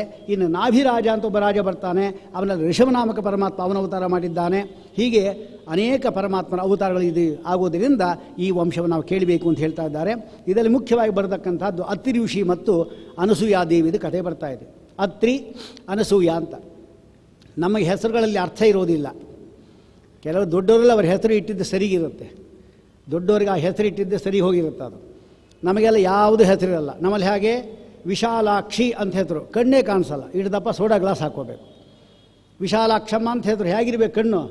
ಇಲ್ಲೇ ಇಲ್ಲ. ನಮ್ಮದೆಲ್ಲ ಈ ರೀತಿ ವಿರುದ್ಧ ಲಕ್ಷಣ ನಮ್ಮಲ್ಲಿ. ಕ್ಷೀರಸಾಗರ ಭಟ್ರು ಅಂತ ಹೇಳ್ತಾರಲ್ಲ, ಏನು ಸಮುದ್ರವೇ ಇದೆ ಅನ್ಕೋಬೇಕು. ಪ್ರತಿ ದಿವಸ ಹಾಲಿಗೆ ಪಕ್ಕ ಮನೆ ಸಾಲಕ್ಕೆ ಹೋಗ್ತಾರಂತ ಅವರು. ಈ ರೀತಿ ಆಗಬಾರ್ದು. ದೇವತೆಗಳೆಲ್ಲ ಹಾಗಲ್ಲ. ಅತ್ರಿ ಋಷಿ ಬ್ರಹ್ಮದೇವರ ಮಗ, ಅಸೂಯ ಇಲ್ಲದೇ ಇದ್ದವರು. ಅತ್ರಿ ಮತ್ತು ಅನಸೂಯ ಇಬ್ಬರು ಕೂಡ ಇದ್ದಾರೆ ನೋಡಿ. ಅತ್ರಿ ತಪಸ್ಸು ಮಾಡದ ವೃಕ್ಷ ಪರ್ವತಕ್ಕೆ ಹೋಗಿ 1000 ವರ್ಷ ಅಖಂಡ ತಪಸ್ಸು. ಅವನ ಅಭಿಪ್ರಾಯ ಏನಂದರೆ, ಬ್ರಹ್ಮ ಇದ್ದಾನಲ್ಲ ಅವನ ಅಂತರ್ಯಾಮಿಯಾಗಿರುವ ರುದ್ರದೇವರ ಅಂತರ್ಯಾಮಿಯಾಗಿರುವ ಭಗವಂತ ನನಗೆ ಅನುಗ್ರಹ ಮಾಡಲಿ. ನೋಡಿ ಯಾಕೆ ಕೇಳ್ತಾರೆ ಅವರು ಅಂದರೆ, ಯಾರ್ಯಾರನ್ನೂ ಹೋಗಿ ಕೇಳೋದಲ್ಲ, ನಾವು ಕೇಳಿದರೆ ಸರಿಯಾದ ವ್ಯಕ್ತಿನ ಕೇಳಬೇಕು. ಯಾಕೆಂದ್ರೆ ಇವರು ಬ್ರಹ್ಮದೇವನ ಕೇಳಿದ್ರು ಕೂಡ ಪರಮಾತ್ಮನ ಕೇಳಿದರೆ ಅವರೇನು ಕೊಡೋದಿಲ್ಲ. ರುದ್ರದೇವರು ವರ ಕೊಟ್ಟರು ಕೂಡ ಪರಮಾತ್ಮನ ಇಚ್ಛೆ ಇಲ್ಲದೆ ಅವರು ಕೊಡೋದಿಲ್ಲ ಅಂತ ಹೇಳಿದ್ರೆ ಅವನ್ನೇ ಕೇಳ್ಬೋದಲ್ಲ. ನಾವೊಬ್ಬ ಸೇವಕನನ್ನು ಇನ್ನೊಬ್ಬನನ್ನು ಕೇಳೋ ಬದಲು ಮಿನಿಸ್ಟ್ರನ್ನೇ ಮನೆ ಹೋಗ್ಬಿಟ್ಟು ಕೇಳಿಬಿಟ್ರೆ, ಆ ರೀತಿ ಸಿದ್ಧಾಂತ ಒಂದು. ಸರಿ, 3 ಜನ ಪ್ರತ್ಯಕ್ಷರಾದರು, ಏನು ಬೇಕು ಅಂದರು. ಅವನು ಪ್ರಶ್ನೆ ಆಗ್ತಾನೆ, ನಾ ಕರೆದಿದ್ದು ಒಬ್ಬ ಪರಮಾತ್ಮನನ್ನು ನೀವು 3 ಜನ ಯಾಕೆ ಬಂದ್ರಿ ಅಂತ. ನೀಗ ಯಾವ ರೀತಿ ಕರೆದಿದ್ದು? ಬ್ರಹ್ಮನ ಅಂತರ್ಯಾಮಿ ಬರಲಿ, ರುದ್ರನ ಅಂತರ್ಯಾಮಿ ಬರಲಿ ಅಂದರೆ, ಅಂತರ್ಯಾಮಿ ಬರಬೇಕಾಗಿದ್ದರೆ ಅಂತರ್ಯಾಮ ಬರೋದು ಬೇಡವೇನೋ, ಯಾರಿದ್ದ ಅವನು ಬರೋದು ಬೇಡ. ಅದಕ್ಕೆ ನಾವೀಗ 3 ಜನ ಬಂದಿದ್ದೇವೆ ಅಂದ. ಸಂತೋಷ ಆಯಿತು, ಒಳ್ಳೆ 3 ಜನ ಅವರೇ 3 ಜನ. ದತ್ತಂ ದುರ್ವಾಸಸಂ. ನೋಡಿ, ದುರ್ವಾಸ ಸಾಮಾನ್ಯ ಅಲ್ಲ. ನಾವೆಲ್ಲ ಹೇಳಿ ಯಾವುದಕ್ಕೆ ಉಪಯೋಗ ಮಾಡ್ತೀವಿ ಅಂದರೆ, ದುರ್ವಾಸ ಅಂದರೆ ದುರ್ವಾಸ ಬರ್ತಾ ಇದ್ದಾನೆ ಹುಷಾರಾಗಿರು ಅಂತಾರೆ. ಅಂದರೆ ಏನೋ ಕೋಪಿಷ್ಟ, ಅದೆಲ್ಲ ಅರ್ಥ ಅಲ್ಲಿ. ದೂರೇ ಆಶಾ ಯಸ್ಯ ಸಹ. ದೂರ್ವೆ ಅಂದರೆ ದೂರ ಅಂತ ಅರ್ಥ. ಎಲ್ಲ ಆಶೆಗಳನ್ನು ಕೂಡ ದೂರ ಮಾಡಿದವನಿಗೆ ದುರ್ವಾಸ, ಇದು ಒಂದು ರೀತಿಯ ಅರ್ಥ. ಮತ್ತು ಅವನು ಊಟ ಗೀಟ ಮಾಡ್ತಾ ಇದ್ದಿಲ್ವೇನೋ? ಇಲ್ಲ, ಮಾಡ್ತಾ ಇದ್ದಿಲ್ಲ. ಪರೀಕ್ಷೆ ಮಾಡಲಿಕ್ಕೆ ಮಾತ್ರ ಊಟ ಅಷ್ಟೇ ಒಂದು. ಯಾರನ್ನ ಪರೀಕ್ಷೆ ಪರೀಕ್ಷೆ ಮಾಡಬೇಕಾಯಿತು, ಆಯಿತು, ಪರೀಕ್ಷೆ ಮಾಡ್ದ. ಪಾಂಡವರನ್ನು ಮಾಡ್ದ, ದುರ್ಯೋಧನ ಮಾಡ್ದ, ಆಮೇಲೆ ಮುದ್ಗಲ ಎಂಬತಕ್ಕಂಥ ಋಷಿಯನ್ನು ಮಾಡ್ದ, ರಾಮಚಂದ್ರ ದೇವರನ್ನು ಮಾಡಿದ್ದಾನೆ. ಸಿದ್ಧಂ ನದೇಯಂ ಸಾಧ್യമತೀತಿ ವಾಚಂ. ಸಿದ್ಧವಾದ ಊಟ ನಾ ಕಾಯೋದಿಲ್ಲ, ಮಾಡಿಕೊಡ್ತೇನೆ ಅಂದರೆ ತಯಾರಾಗಿದ್ದೆ ತಿನ್ನೋದಿಲ್ಲ. ಎಲೆ ಹಿಡ್ಕೊಂಡೇ ಬಂದುಬಿಡ್ತಾನೆ. ಹೀಗೆ ಊಟದ ಎಲೆ ಹಾಕ್ಬಿಡ್ಬೇಕು ತಕ್ಷಣ. ಯಾರಿಗಾಗತ್ತೆ? ಎಲ್ಲರೂ ಬಾಗಿಲು ಹಾಕ್ಕೊಂಡ್ರು. ರಾಮಚಂದ್ರ ಕರೆದ, 4 ಬೆರಳಿಂದ 4 ಭಕ್ಷ್ಯ ಭೋಜ್ಯ ಇದು ಮಾಡ್ದ. ಇನ್ನೊಂದು ಪ್ರತಿಜ್ಞೆ ಮಾಡಿದ ದುರ್ವಾಸ ಮುನಿ, ನನಗೆ 1 ಹೊಟ್ಟೆ ತುಂಬ ಊಟ ಹಾಕೋರು ಈ ಪ್ರಪಂಚದಲ್ಲಿ ಇಲ್ಲ ಅಂದ. ರಾಮಚಂದ್ರ ಊಟ ಹಾಕ್ತೀನಿ, 1 ತುತ್ತು ನಾ ತಿನ್ನೋದಿಲ್ಲ ಅಂದ. ಅಂದರೆ ಏನು? ಪರಮಾತ್ಮ ಕೊಟ್ಟ ಅಂದರೆ ಅಖಂಡವಾಗಿ ಕೊಡೋದು. ಪರಮಾತ್ಮನ ಹಿಡಿಬೇಕು, ಬೇರೆ ಹಿಡಿಬಾರ್ದು ಎಂಬತಕ್ಕಂಥ ತಾತ್ಪರ್ಯ ಬರುತ್ತೆ. ಯಾರ್ಯಾರು ಅಯ್ಯಪ್ಪ ಅಂತ, ವೀರಪ್ಪ ಅಂತ, ಅವರಂತ 1000 ಜನ ಇದ್ದಾರೆ. ಎಲ್ಲಿ ಬೀದಿಲಿ ಒಬ್ಬೊಬ್ಬರು ಸಿಗ್ತಾರೆ. ಅವ್ರು ಯಾರು ಏನು ಕೊಡೋದಿಲ್ಲ, ಸುಮ್ಮನೆ ಕೊಟ್ಟರು ಅಷ್ಟೇ. ಗರುಡ ಪ್ರಾಣ ಹೇಳುವಂತೆ, ನಿವೇದಯಿತ್ವ ಪರದೇವತಾಯೈ. ಪರದೇವತೆಯಾದ ಪರಮಾತ್ಮನಲ್ಲಿ ಇವರು ಕೊಟ್ಟಿದ್ದನ್ನು ಅರ್ಪಣೆ ಮಾಡಿ, ಈ ಮೂರ್ಖ ನನ್ನನ್ನು ದೇವರನ್ನು ತಿಳ್ಕೊಂಡಿದ್ದಾನೆ ಅಂಥೇಳಿ ಅವನನ್ನು ಬೈದು ಎತ್ಕಿಂಚಿ ಫಲ ಕೊಟ್ಟು ಆಮೇಲೆ ಅನ್ನಂತಮಸ್ಗೆ ಬಿಸಾಕ್ತಾರೆ ಎಂಬುದಾಗಿ ಗರುಡ ಪುರಾಣ ಬ್ರಹ್ಮಕಾಂಡದಲ್ಲಿ ಸ್ಪಷ್ಟವಾಗಿ ಮಾತನ್ನು ಹೇಳೋದರಿಂದ ಎಲ್ಲ ಏಪಿ ಅನ್ಯ ದೇವತಾ ಭಕ್ತಾ ತೇಪಿ ಯಜಂತಿ ಮಾಮೇವ ಅಂತ ಗೀತೆಯಲ್ಲಿ ಹೇಳ್ಕೊಂಡಂತೆ, ಬೇರೆ ದೇವತೆಯನ್ನು ಪೂಜೆ ಮಾಡಿದ್ರು ನನಗೇ ಬರೋದು. ಸರ್ವದೇವ ನಮಸ್ಕಾರ ಕೇಶವಂ ಪ್ರತಿಗಚ್ಚತಿ. ಯಾರಿಗೆ ಪೂಜೆ ಮಾಡಿ ಹೋಗೋದು? ಯಾರಿಗೆ? ಪರಮಾತ್ಮನಿಗೆ ಹೋಗೋದು. ಇನ್ನೊಂದು ಮಾತಿದೆ ಇದ್ರ ಜೊತೆಗೆ, ಇದು ಬಿಟ್ಬಿಡ್ತೀವಿ ನಾವು. ಸರ್ವ ದೇವ ನಮಸ್ಕಾರ ಕೇಶವಂ ಪ್ರತಿಗಚ್ಚಿ. ಇಷ್ಟೇ ಅಲ್ಲ, ಇನ್ನೊಂದು ಮುಖ ಇದೆ ಅದದ್ದು. ಸರ್ವ ಜೀವ ತಿರಸ್ಕಾರ ಕೇಶವಂ ಪ್ರತಿಗಚ್ಚತಿ. ಇನ್ನೊಂದು ವಾಕ್ಯ ಅದು ಮುಂದಿದ್ದು, ಅದು ಹೇಳೋದಿಲ್ಲ ನಾವು. ಎಲ್ಲ ಪೂಜೆಗಳೂ ಕೂಡ ಪರಮಾತ್ಮ ಸೇರಿದರೆ ಯಾರನ್ನು ಬೈದರೂ ಕೂಡ ಹೋಗಿ ಪರಮಾತ್ಮನಿಗೆ ಸೇರೋದು, ಅವನ ಅಂತರ್ಯಾಮಿಗೆ. ಈ ಅಂತರ್ಯಾಮಿ ತತ್ವವನ್ನು ಶ್ರೀಮದಾಚಾರ್ಯ ಕೊಟ್ಟಿದ್ದು ಸರಿಯಾಗಿ ನಾವು ಅರ್ಥ ಮಾಡ್ಕೋಬೇಕು ಅದನ್ನು. ಹೀಗಾಗಿ ಏನು ಬೇಕು ವರ, ದೂರ್ವಾಸ ಋಷಿಗಳು ಬಂದರು. ದೂರ್ವಾಸ ಇನ್ನೊಂದು ಹೇಳ್ತಾರೆ, ಪ್ರತಿ ದಿವಸ ಕೂಡ ಪರಮಾತ್ಮನ ಪೂಜೆ ಮಾಡುವಾಗ ದೂರ್ವೆಗಳಿರುತ್ತಲ್ಲ, ದೂರ್ವೆ ಗರಿಕೆ ಹುಲ್ಲು ಅದೆಲ್ಲ ತೆಗೆಯೋದು, ಕುಟ್ಟೋದು, ರಸ ಮಾಡೋದು, ದೇವರು ಮುಂದೆ ನಿವೇದನೆ ಮಾಡೋದು ರಸವನ್ನು, ದೂರ್ವಾ ರಸವನ್ನು. ಆಮೇಲೆ ಕೃಷ್ಣಾರ್ಪಣ ಅಂತೇಳಿ ಕುಡಿದು ಬಿಡೋದು, ಅಷ್ಟೇ ಊಟ. ಹಾಗಾದರೆ ದೂರ್ವಾ ರಸ ಪಾನ ಮತ್ತ, ಅದಕ್ಕೆ ದೂರ್ವಾಸ. ಇನ್ನು ಬಟ್ಟೆ ನೋಡಿದ್ರೆ ವಾಸ, ಹರಿದೋಗಿರತಕ್ಕಂಥ ವಸ್ತ್ರ, ಚಿಂದಿ ವಸ್ತ್ರ. ಇಂಥದ್ದು ಈ 3 ಶಬ್ದಗಳನ್ನು ಗೋಪಾಲ ಸಹಸ್ರನಾಮದಲ್ಲಿ ಅದನ್ನು ವ್ಯಾಖ್ಯಾನದಲ್ಲಿ ಬರೀತಾರೆ. ದೂರ್ವಾಸ ಅಂದರೆ ಏನು ಎಂಬ ಅರ್ಥ ಬರೀತಾರೆ. ಅಲ್ಲಿ ಇಟ್ಕೋಬೇಕು. ಅಂಥ ಮಗ ಹುಟ್ಟಿದ್ದಾರೆ ಪರಮಾತ್ಮ. ಏನು ಬೇಕು ಅಂದರೆ ಒಬ್ಬ ಮಗ ಸಿಕ್ಕಿದ್ನಲ್ಲ, ಇನ್ನು ಅದಕ್ಕಿಂತ ಏನು ಬೇಕು? ಹಾಗೆ ಪರಮಾತ್ಮ ಯಾರವನು ಅಂದರೆ ದತ್ತಾತ್ರೇಯ ಅಂತ. ಆತ್ರೇಯ ಅತ್ರಿಯ ಮಗ, ತನ್ನನ್ನು ತಾನೇ ಕೊಟ್ಟ. ದತ್ತ ಮಯಾಹಮಿತಿ ದತ್ತಃ ಅಂದರೆ ಪರಮಾತ್ಮ ನಮ್ಮ ಹತ್ರ ಬರಬೇಕಾಗಿದ್ದರೆ ನಾವೇನಾಗಿರಬೇಕು ಅಂತ ಇಲ್ಲಿ ಸಿದ್ಧಾಂತ ಆಯಿತು. ಯಾವುದು? ಅತ್ರಿ ಆಗಿದ್ದರೆ ಮಾತ್ರ. ಅತ್ರಿ ಅಂದರೆ ಏನು? ತ್ರಿ ಎಂದು ಸಂಸ್ಕೃತದ, ಇಂಗ್ಲೀಷ್ ಇದೆ ಅದು. ಅಂದರೆ ಸಂಸ್ಕೃತದಿಂದ ಇಂಗ್ಲೀಷ್ ಹೋಗಿದ್ದು, ಇಂಗ್ಲೀಷಿನ ಸಂಸ್ಕೃತ ಬಂದಿದ್ದಲ್ಲ. ಎಲ್ಲ ಶಬ್ದಗಳು ಪರಮಾತ್ಮಂದೇ. ಅದು ಯಾವ ಶಬ್ದನ ನೀವು ತೆಗೆದುಕೊಳ್ಳ್ರಿ, ಅದು ಯಾವ ಭಾಷೆದೇ ಆಗಲಿ, ತತ್ತು ಸಮನ್ವಯಾತ್ ಓಂ. ಯಾವ ಶಬ್ದ ತೊಗೊಂಡು ಸರಿ, ಇಂಗ್ಲೀಷ್ ತೊಗೊಂಡು ಅದು ತೊಗೊಳ್ಳಿ ಪರವಾಗಿಲ್ಲ. ಈಗ ಅದು ಆ್ಯಕ್ಸಿಡೆಂಟ್ ಆಯ್ತಂತೆ, ನರ್ಸಿಂಗ್ ಹೋಮ್ ಸೇರಿಸಿದ್ದಾರಂತೆ. ನಾವು ಪ್ರಶ್ನೆ ಬಂತು, ಕೇಳ್ದ ಅವನು, ವಾಪಸ್ ಬರ್ತಾನ ಅಂತ ಕೇಳ್ದ. ಬರ್ಬೋದು, ಬಂದರೆ ಯಾವಾಗ ಆ ಆಸ್ಪತ್ರೆಯಲ್ಲಿ ಬಿದ್ದಿದ್ದಾನಲ್ಲ ಅವನು ಹಿಂಗೆ ತಿಳ್ಕೋಬೇಕು, ಈ ಶರೀರ ಪೂರ್ತಿ ನರಸಿಂಗನಿಗೆ ಹೋಮ ಅಂತ ತಿಳ್ಕೊಂಡ್ರೆ ವಾಪಸ್ ಬರ್ತಾನೆ. ಹಾಗೆ ನರಸಿಂಗ ಹೋಮ್ ಸೇರಿದ್ರೆ ಅದಕ್ಕೋಸ್ಕರವಾಗಿ. ಅಲ್ಲಿ ಡಾಕ್ಟ್ರ್ ಯಾರು? ನರಸಿಂಹ, ಅವನೇ ಡಾಕ್ಟ್ರು. ಇವಳು ಯಾರು? ನರಸಿ ನರನೇ ಹೆಂಡತಿ. ನರನನ್ನು ಪರಮಾತ್ಮನನ್ನು ಸಿಂಹಿ ಬಂಧಿಸಿದವಳು ಅವಳು ನರಸಿ, ಲಕ್ಷ್ಮೀದೇವಿ. ಅವರ ಅನುಗ್ರಹ ಬರುತ್ತೆ, ಬಂದೇ ಬರ್ತಾ ಮನಸ್ಸು. ಅಲ್ಲಿ ಏನು ಕೊಟ್ಟರು? ಇಂಜೆಕ್ಷನ್ ಕೊಟ್ಟರಂತೆ. ಏನು ಇಂಜೆಕ್ಷನ್ ಅಂದರೆ ನೋಡಿ, ಈ ಇಂಜೆಕ್ಷನ್ ಕೊಟ್ಟಿದ್ದಾರೆ, ಇದು ರಾಮಬಾಣ ಇಂಜೆಕ್ಷನ್, ರಾಮಬಾಣ ಅಂತ ಎಲ್ಲ ಹಾಗೆ ತಾನೇ ಹೇಳೋದು. ಈ ಮಾತ್ರೆ ರಾಮಬಾಣ, ಈ ಕೊಡೋ ಮಾತ್ರೆಗಳಲ್ಲ. ಈ ಕೊಡೋ ಮಾತ್ರೆ ಏನು? ಈ ಮಾತ್ರೆ ತೊಗೊಳ್ಳಿ, ನಾಳೆ ಎದ್ರಿ ಇನ್ನೊಂದು ಮಾತ್ರೆ ಕೊಡಿ ಅಂತ ಹೇಳ್ತಾರೆ. ಅಂದರೆ ಒಂದು ಮಾತ್ರೆಗೆ ಅವನು ಯಮಲೋಕ ಕೊಟ್ಟೋಗಿರ್ತಾರೆ. ಆ ರೀತಿ ಇದು ಆ ರೀತಿ ಅಲ್ಲ. ಅಂದರೆ ಅರ್ಥ, ಇಂಜೆಕ್ಷನ್ ಕೊಟ್ಟರು. ಯಾವುದು ಇಂಜೆಕ್ಷನ್ ಅಂತ? ರಾಮಬಾಣ ಅಂತ. ಅಲ್ಲಿ ಇಂಜೆಕ್ಷನ್ ಅಂದರೆ ಏನೂ ಅರ್ಥ ಅಲ್ಲ. ಈನ ಸೂರ್ಯ, ಈನ ಅಂದರೆ ಸೂರ್ಯ, ಈನ ಸೂರ್ಯ ವಂಶದಲ್ಲಿ ಬಂದವನು ರಾಮ. ಅವನ ಈ ಕ್ಷಣ ಈ ಇಂಜೆಕ್ಷನಿಗಿದೆ. ಅಂದರೆ ರಾಮನ ಸ್ಮರಣೆ ಮಾಡಿಕೊಂಡ್ರೆ ರಾಮಚಂದ್ರ ದೇವರಿಗೆ ದೃಷ್ಟಿ ಬೀಳುತ್ತೆ, ಕೆಲಸ ನಡೆಯುತ್ತೆ ನೋಡಿ. ಅದಕ್ಕೆ ರಾಮಬಾಣ ಅಂತ ಕರೆಯೋದು. ಇನಾಕ್ಯುಲೇಷನ್ ಅಂದ್ರೇನು? ಈನಕೂಲ ಈಶಾನ, ಅದೇ ರಾಮ ಅಂತ ಅರ್ಥ. ಯಾವ ಪದ ಬೇಕಾದ್ರೆ ತಗೊಳ್ಳಿ. ಎಜುಕೇಷನ್ ಅಂದ್ರೇನು? ಯದುಕ ಈಶಾನ, ಯದುಗಳ ಗುಂಪಿಗೆ ಸ್ವಾಮಿ. ಯಾಕೆ? ಜ್ಞಾನ ಮುದ್ರಾ ಯೋಗಿನೇ, ಜ್ಞಾನ ಕೊಡೋದೇ ಪರಮಾತ್ಮನೇ. ಹೀಗೆ ಯಾವ ಇಂಗ್ಲೀಷ್ ಶಬ್ದ, ತೆಲುಗು ಶಬ್ದ, ತಮಿಳು ಶಬ್ದ ಯಾವುದನ್ನ ತಗೊಳ್ರಿ, ಸರ್ವ ಶಬ್ದ ಸಮನ್ವಯ ಪರಮಾತ್ಮನ. ಇದು ಶ್ರೀಮದಾಚಾರ್ಯ ದೊಡ್ಡ ಕೊಡುಗೆ. ಇದು ಮರಿಬಾರ್ದು ನಾವು, ಬೇರೆ ಯಾರೂ ಕೊಳ್ಳಿಲ್ಲ. ಇರೋ ಶಬ್ದಕ್ಕೆ ಅರ್ಥವನ್ನೇ ಅಪಾರ್ಥ ಮಾಡಿಬಿಟ್ರು. ನಿಜವಾದ ಅರ್ಥ ಕೊಟ್ಟರು ಮಧ್ವಾಚಾರ್ಯರು. ಹಾಗೆ ದೂರ್ವಾರಸ ಅಂದರೂ ಕೂಡ ಈ ಒಂದು ಅರ್ಥವನ್ನು ಇಟ್ಕೊಂಡು ಅರ್ಥವನ್ನು ಹೇಳ್ತಾರೆ. ಮುಂದೆ ಅತ್ರಿ ಬಂದಿದ್ದಾನೆ. ಸ್ವಾಮಿಗಳು ಇದ್ದಿದ್ದರೆ ಒಂದು ಸ್ವಲ್ಪ ಸ್ಫೂರ್ತಿ ಇರ್ತಾಯಿತ್ತು. ಆಯಿತು, ಸೌಂಡು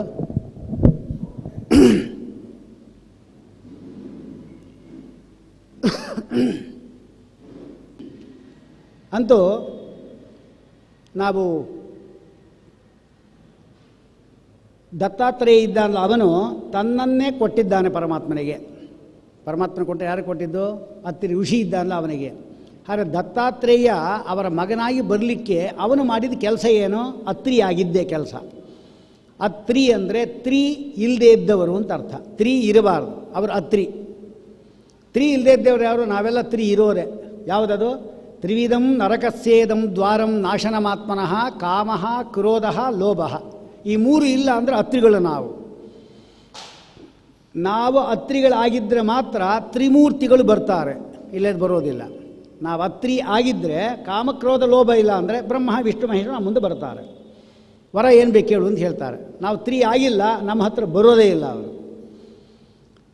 ಅಷ್ಟು ಮಾತ್ರವಲ್ಲ, ಬುದ್ಧಿ ಕೂಡ ಸರಿಗಿರಬೇಕು ನಮ್ಮದು. ಯಾರಿಗಾದ 1,00,000 ರೂಪಾಯಿ ಬಂತು ಅಂದೇನು ಹೇಳಬೇಕು? ನೋಡಿ, ಹೋದ ಜನ್ಮದಲ್ಲಿ ಪರಮಾತ್ಮ ಕೊಟ್ಟಿದ್ದ, ದಾನ ಮಾಡಿದ್ದ, ಕೊಟ್ಟಿದ್ದಾನೆ, ಈ ರೀತಿ ಭಾವನೆ ಇರಬೇಕು. ನಾವು ಹಾಗೆ ಹೇಳೋದೇ ಇಲ್ಲ, ಬಂದ್ಬಿಡ್ತಾ ನಮ್ಗೆ ಬರಲಿಲ್ವೇ ಅಂತ ಇರ್ತೀವಿ. ಅದಕ್ಕೇನೋ ಅಸೂಯ ನಮ್ಮ ತಲೆ ತುಂಬ. ಹೆಂಡತಿಯನ್ನು ಬುದ್ಧಿ ಅಂತ ಕರೀತಾರೆ.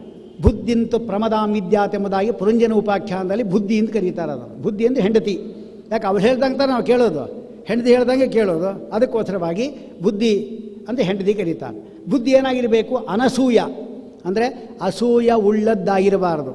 ನೋಡಿ, ಇವನ ಅತ್ರಿ ಕಾಮಕ್ರೋಧ ಲೋಭ ಇಲ್ಲ, ಅವನ ಹೆಂಡತಿ ಅನಸೂಯ, ಅಸೂಯೆ ಇಲ್ಲ. 3 ಜನ ಬಂದರು ದೇವತೆಗಳು. ಏನು ಬೇಕು ಅಂತ ಕೇಳಿದ್ರು. ನನಗೆ ಪರಮಾತ್ಮ ನೀನೇ ಮಗನಾಗಿ ಅವತಾರ ಮಾಡಬೇಕು, ನಿನ್ನ ಸಮಾನಾದ ಮಗ ಅಂದ. ನಿನ್ನ ಸಮಾನ ಮಗ ಯಾರಿದ್ದಾರೆ? ನಾನೇ ಬರ್ತೀನಿ ಅಂಥೇಳಿ ಅವನು ಬಂದ. ಅದು ದತ್ತಾತ್ರೇಯನು. ಇಂಥದ್ದು ಕಥೆ ಇದೆ. ಇದೆಲ್ಲ ನಾವು ಅರ್ಥ ಮಾಡ್ಕೋಬೇಕು. ಮುಂದೆ ರುದ್ರದೇವರ ಕಥೆಯನ್ನು ಕೂಡ ಇಲ್ಲಿ ಹೇಳ್ತಾರೆ. ದಕ್ಷ ಅಧ್ವರ ನಾಶ ಅದು ಹೇಳ್ತಾರೆ. ಎಲ್ಲ ತತ್ವಗಳನ್ನು ಮಾತ್ರ ತಿಳ್ಕೋಬೇಕಷ್ಟೇ ನಾವು. ದಕ್ಷ ಪ್ರಜಾಪತಿ ಇದ್ದಾನೆ, ಅವನಿಗೆ 16 ಜನ ಹೆಣ್ಣು ಮಕ್ಕಳು ಹುಟ್ಟಿದ್ದಾರೆ. ದಕ್ಷ ಪ್ರಜಾಪತಿಗೆ ಅದರಲ್ಲಿ 13 ಜನ ಧರ್ಮನ ಕೊಟ್ಟಿದ್ದಾರೆ. ಕಾಶ್ಯಪಾಯ ತ್ರಯೋದಶ ಅದು ಮುಂದೆ ಬರುತ್ತೆ, ಅದು ಬೇರೆ. ಇವನ್ಯಾರು? 13 ಜನ ತನ್ನ ಮಕ್ಕಳೇನಿದ್ದಾರೆ ಅವರನ್ನು ಅವನು ಧರ್ಮರಾಜನಿಗೆ ಕೊಟ್ಟ, ಯಮಧರ್ಮನಿಗೆ. ಅವರಲ್ಲಿ ಮೂರ್ತಿ ದೇವಿ ಒಬ್ಬಳು, ಅವಳಿಂದ ಕೃಷ್ಣ ಹುಟ್ಟದ ಅಂತ ಹೇಳಿದ್ವಲ್ಲ ಈಗ, ಆ ರೀತಿ ಆಯಿತು. ಇನ್ನೊಬ್ಬಳನ್ನು ಅಗ್ನಿ ಕೊಟ್ಟ, ಮದುವೆ ಮಾಡ್ದ. ಅಗ್ನಿ ಸ್ವಾಹ ಅವಳನ್ನು ಕೊಟ್ಟ. ಇನ್ನೆಷ್ಟು ಜನ ಇದ್ದಾರೆ? 13, 14 ಆಯಿತು. ಇನ್ನು ಪಿತೃದೇವತೆಗಳು ಒಬ್ಬಳು ಕೊಟ್ಟ, 15 ಆಯಿತು. ಇನ್ನು ಒಬ್ಬಳು ಬಿಡಲು 16ರಲ್ಲಿ. ಅವಳು ಯಾರು ಕೊಡೋದು ನೋಡ್ದ? ರುದ್ರದೇವರು ಹೇಳಿದರು, ಸತೀದೇವಿನ ರುದ್ರದೇವನ ಕೊಟ್ಬಿಡು ಅಂತ ಬ್ರಹ್ಮದೇವರು ಹೇಳಿದ್ರು. ಕೊಟ್ಟು ಮದುವೆ ಮಾಡಿಬಿಟ್ಟು ಮದುವೆ ಆಯಿತು. ಆದರೆ ಅಂತಹ ವೈರಾಗ್ಯ ಶಿಖಾಮಣಿಯಾದ ಪರಮಾತ್ಮನನ್ನು ಯಾವಾಗಲೂ ಧ್ಯಾನ ಮಾಡ್ತಾ ಇರುವಾಗ ಆ ರುದ್ರದೇವನ ಮೇಲೆ ಇವನಿಗೆ ಒಂದು ಸ್ವಲ್ಪ ಯಾಕೋ ವೈಮನಸ್ಸು ಉಂಟಾಯಿತು. ಅದಕ್ಕೆ ಪರೀಕ್ಷಿತರಾಗಿ ಕೇಳ್ತಾರೆ, ಯಾತಕ್ಕೋಸ್ಕರ ವೈಮನಸ್ಸು ಉಂಟಾಯಿತು? ಅಳಿಯ ಮತ್ತು ಮಾವಂದರಲ್ಲಿ. ಈಗ ಮಾವಂದರಲ್ಲಿ ಮತ್ತು ಅಳಿಯದಲ್ಲಿ ಯುದ್ಧ ಆಯಿತು ಅಂದರೆ ಅರ್ಥ ಅದು ಏನೋ ದುಡ್ಡುಗೋ ಕಾಸುವೋ ಅಥವಾ ಏನೋ ಸ್ವಾರ್ಥದಿಂದ ಆಗಿರುತ್ತೆ. ಇವರಿಬ್ಬರಿಗೆ ಏನು ಸ್ವಾರ್ಥ ಅಂತ ಕೇಳಿದರು. ಅದಕ್ಕೆ ಹೇಳ್ತಾರೆ, ಒಂದು ಸಾರಿ ದಕ್ಷ ಪ್ರಜಾಪತಿ ದೊಡ್ಡ ಒಂದು ಸಭೆ, ಆ ಸಭೆಯಲ್ಲಿ ಬ್ರಹ್ಮದೇವರು ಕೂತಿದ್ದಾರೆ, ರುದ್ರದೇವರು ಕೂತಿದ್ದಾರೆ, ಎಲ್ಲ ದೇವತೆಗಳೆಲ್ಲ ಕೂತಿದ್ದಾರೆ. ಅವನ ಒಳ್ಳೆಯ ಸೂರ್ಯನು ಬಂದರೆ ಹೇಗೋ ಹಾಗೆ ಪ್ರಕಾಶಮಾನಾಗಿ ಬಂದಂತೆ ಎಲ್ಲರೂ ಎದ್ದು ನಿಂತ್ಕೊಂಡ್ರು. ದೊಡ್ಡವರು ಬಂದ ಎದ್ದು ನಿಂತ್ಕೊಳ್ಬೇಕಾಗಿದ್ದು ನಮ್ಮ ಧರ್ಮನೇ, ಅವರ ಗೌರವ ತೋರಿಸಬೇಕಾಗಿದ್ದೆ ನಾವು. ಆದರೆ ರುದ್ರದೇವ ಮಾತ್ರ ಎದ್ದು ನಿಲ್ಲಿಲ್ಲ. ಬ್ರಹ್ಮದೇವರು ನಿಲ್ಲಬೇಕಾದ ಪ್ರಮೇಯ ಇಲ್ಲ. ಬ್ರಹ್ಮದೇವರು ಯಾಕೆ ನಿಲ್ಲಬೇಕು? ಎಲ್ಲರಿಗಿಂತ ದೊಡ್ಡವರವರು, ಜೀವೋತ್ತಮರು, ಅವನು ನಿಲ್ಲಬೇಕಾದ ಪ್ರಮೇಯ ಇಲ್ಲ.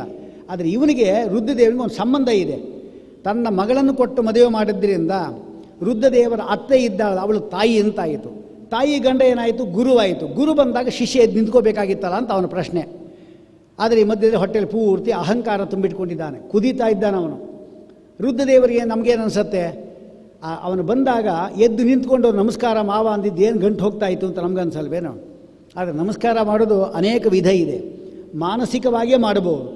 ಈ ದಕ್ಷ ಪ್ರಜಾಪತಿಯಲ್ಲಿ ಮಾಡುವುದಕ್ಕಿಂತಲೂ ಕೂಡ ಬ್ರಹ್ಮದೇವರು ಪಕ್ಕದಲ್ಲೇ ಇದ್ದಾರೆ. ಬ್ರಹ್ಮದೇವರು ವಾಯು ಜೀವೋತ್ತಮರು. ನಾವು ಅದಕ್ಕೆ ಎಲ್ಲ ಕಡೆಯಲ್ಲೂ ಕೂಡ ಭಾರತೀರಮಣ ಮುಖ್ಯ ಪ್ರಾಣಾಂತರ ಶ್ರೀ ವಿಷ್ಣು ಪ್ರೇರಣೆ ಅಂತ ಹೇಳೋದು. ಮಧ್ಯೆ ಅವ್ರ ಲಿಂಕ್ ಬೇಕೇ ಬೇಕು. ಜೀವಾತ್ಮ ಪರಮಾತ್ಮನ ಮಧ್ಯೆ ಲಿಂಕ್ ಅಂದ್ರೆ ಅವರೇನೆ. ಏಕಾದಶ ಸ್ಕಂದ ಹೇಳುವಾಗ ವಾಯವು ಮುಖ್ಯ ದೀಯ, ವಾಯುದೇವರಲ್ಲೇ ಪ್ರತಿಮೆ ಇಟ್ಕೋಬೇಕಂತೆ, ಪ್ರತೀಕ ಅವರಲ್ಲೇ ನಾವು ಮಾಡಬೇಕು. ಯಾಕೆಂದರೆ ಉಪನಿಷತ್ತು ಹೇಳುವಂತೆ ಎಲ್ಲ ದೇವತೆಗಳಲ್ಲಿಯೂ ಕೂಡ ಅವರು ದೇವತೆಗಳು ಪೂಜೆ ಮಾಡಿದಾಗ ದೈತ್ಯರು ಬಂದು ಅದನ್ನು ಹಾಳು ಮಾಡಿದರು. ಅದೇ ವಾಯುದೇವರು ಆಕಣಾಶ್ವಸಮ ಆದ್ದರಿಂದ ಅವರತ್ತ ಬಂದಾಗ ದೊಡ್ಡ ಬಂಡೆಗೆ ಮಣ್ಣಿನ ಹೆಂಟೆ ಹೊಡೆದ್ರೆ ಮಣ್ಣು ಪುಡಿಯಾಗುವಂತೆ ಅವರೇ ಪುಡಿಯಾಗಿಬಿಟ್ರು.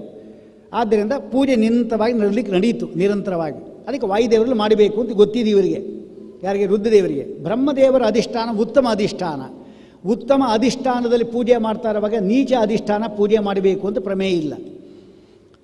ಇದೊಂದು ಮುಖ್ಯವಾದ ತತ್ವ. ನಮ್ಮ ಮನೆಯಲ್ಲಿ ರುಬ್ಗುಂಡೆಲ್ಲ ಇದಲ್ಲ, ಅಡುಗೆ ಮನೆಯಲ್ಲಿ ರುಬ್ಗುಂಡು ಇದೆ, ಅಲ್ಲೇನೇ ದೇವರ ಮನೆ ಇದೆ, ಅಲ್ಲಿ ಸಾಲಿಗ್ರಾಮ ಇದೆ. ಯಾವುದಕ್ಕೆ ಪೂಜೆ ಮಾಡಬೇಕೀಗ ನಾವು? ಇದೂ ಕಲ್ಲೇ ಅದೂ ಕಲ್ಲೇ. ಹಾಗಾದರೆ ನಾಳೆಯಿಂದ ರುಬ್ಗುಂಡಿಗೇನೆ ಆಪ್ಯ ಯತ್ ಸ್ವಸಮೇ ಏತುತೆ ಅಂಥೇಳಿ ಹಾಲಭಿಷೇಕ ಪಂಚಾಮೃತ ಅಭಿಷೇಕ ಮಾಡಿ ಯಾರಾದರೂ ಕುಡಿತಾರೆ ಹೇಳಿ ನೋಡೋಣ. ಯಾಕೆ? ನೀಚ ಅಧಿಷ್ಠಾನ. ಪರಮಾತ್ಮ ಅಲ್ಲಿ ಇದ್ದಾನೆ, ಇಲ್ಲ ಅಂತಲ್ಲ, ಅಧಿಷ್ಠಾನ ನೀಚ. ಹೀಗೆ ಅಹಂಕಾರಾದಿಗಳಿಂದ ತುಂಬಿರತಕ್ಕಂಥ ದಕ್ಷ ಪ್ರಜಾಪತಿ ನೀಚ ಅಧಿಷ್ಠಾನ. ಆದರೆ ಯಾವ ಒಂದು ಅಹಂಕಾರ ಇಲ್ಲದೆ ಇರತಕ್ಕಂಥ ಜೀವೋತ್ತಮರಾಗಿರ್ತಕ್ಕಂಥ ಅಪರೋಕ್ಷ ಜ್ಞಾನಿಗಳಾದ ರುಜುಗಳಲ್ಲಿ ಶ್ರೇಷ್ಠರಾಗಿರ್ತಕ್ಕಂಥ ಬ್ರಹ್ಮದೇವರು ಅಲ್ಲಿ ಕೂತಿರುವಾಗ ಅವರಲ್ಲಿ ಅಧಿಷ್ಠಾನ ಪೂಜೆ ಮಾಡೋದು. ಪಾರ್ವತಿ ಕೇಳ್ತಾಳೆ, ನಮ್ಮ ಮಾವ ಬಂದು ಒಂದು ನಮಸ್ಕಾರ ಮಾಡಿದ್ರೆ ಏನಾಗ್ತಾಯಿತ್ತು ನಿಮಗೆ ಅಂತ. ಅದಕ್ಕೆ ಅವ್ರು ಹೇಳ್ತಾರೆ, ನೋಡು ನಮಸ್ಕಾರ ಮಾಡಿಲ್ಲ ಅಂತಿಲ್ಲ, ಮಾಡಿದ್ದೇನೆ. ನಮಸ್ಕಾರ ಮಾಡೋರು, ಮಾಡಿಸಿಕೊಳ್ಳುವವರು ಯಾವ ಭಾವನೆ ಇರಬೇಕು ಅದು ಮುಖ್ಯ ತಿಳ್ಕೊ ಅಂತ ಹೇಳ್ತಾರೆ. ಪ್ರತ್ಯುದ್ಗಮ ಪ್ರಶ್ರಯಣಾಭಿವಾದನಂ ಸುಮಧ್ಯಮೇ ಸಾಧು, ಯಾರಿಗೆ? ಗುಹಾಶಯಾಯೈವ ನದೇಹ ಮಾನಿನೇ. ಹೃದಯ ಗುಹೆಯಲ್ಲಿರತಕ್ಕಂಥ ಪರಮಾತ್ಮನಿಗೆ ನಾವು ನಮಸ್ಕಾರ ಮಾಡಬೇಕೇ ಹೊರತಾಗಿ ಯಾರ್ಯಾರಿಗೂ ನಮಸ್ಕಾರ ಮಾಡೋದಲ್ಲ.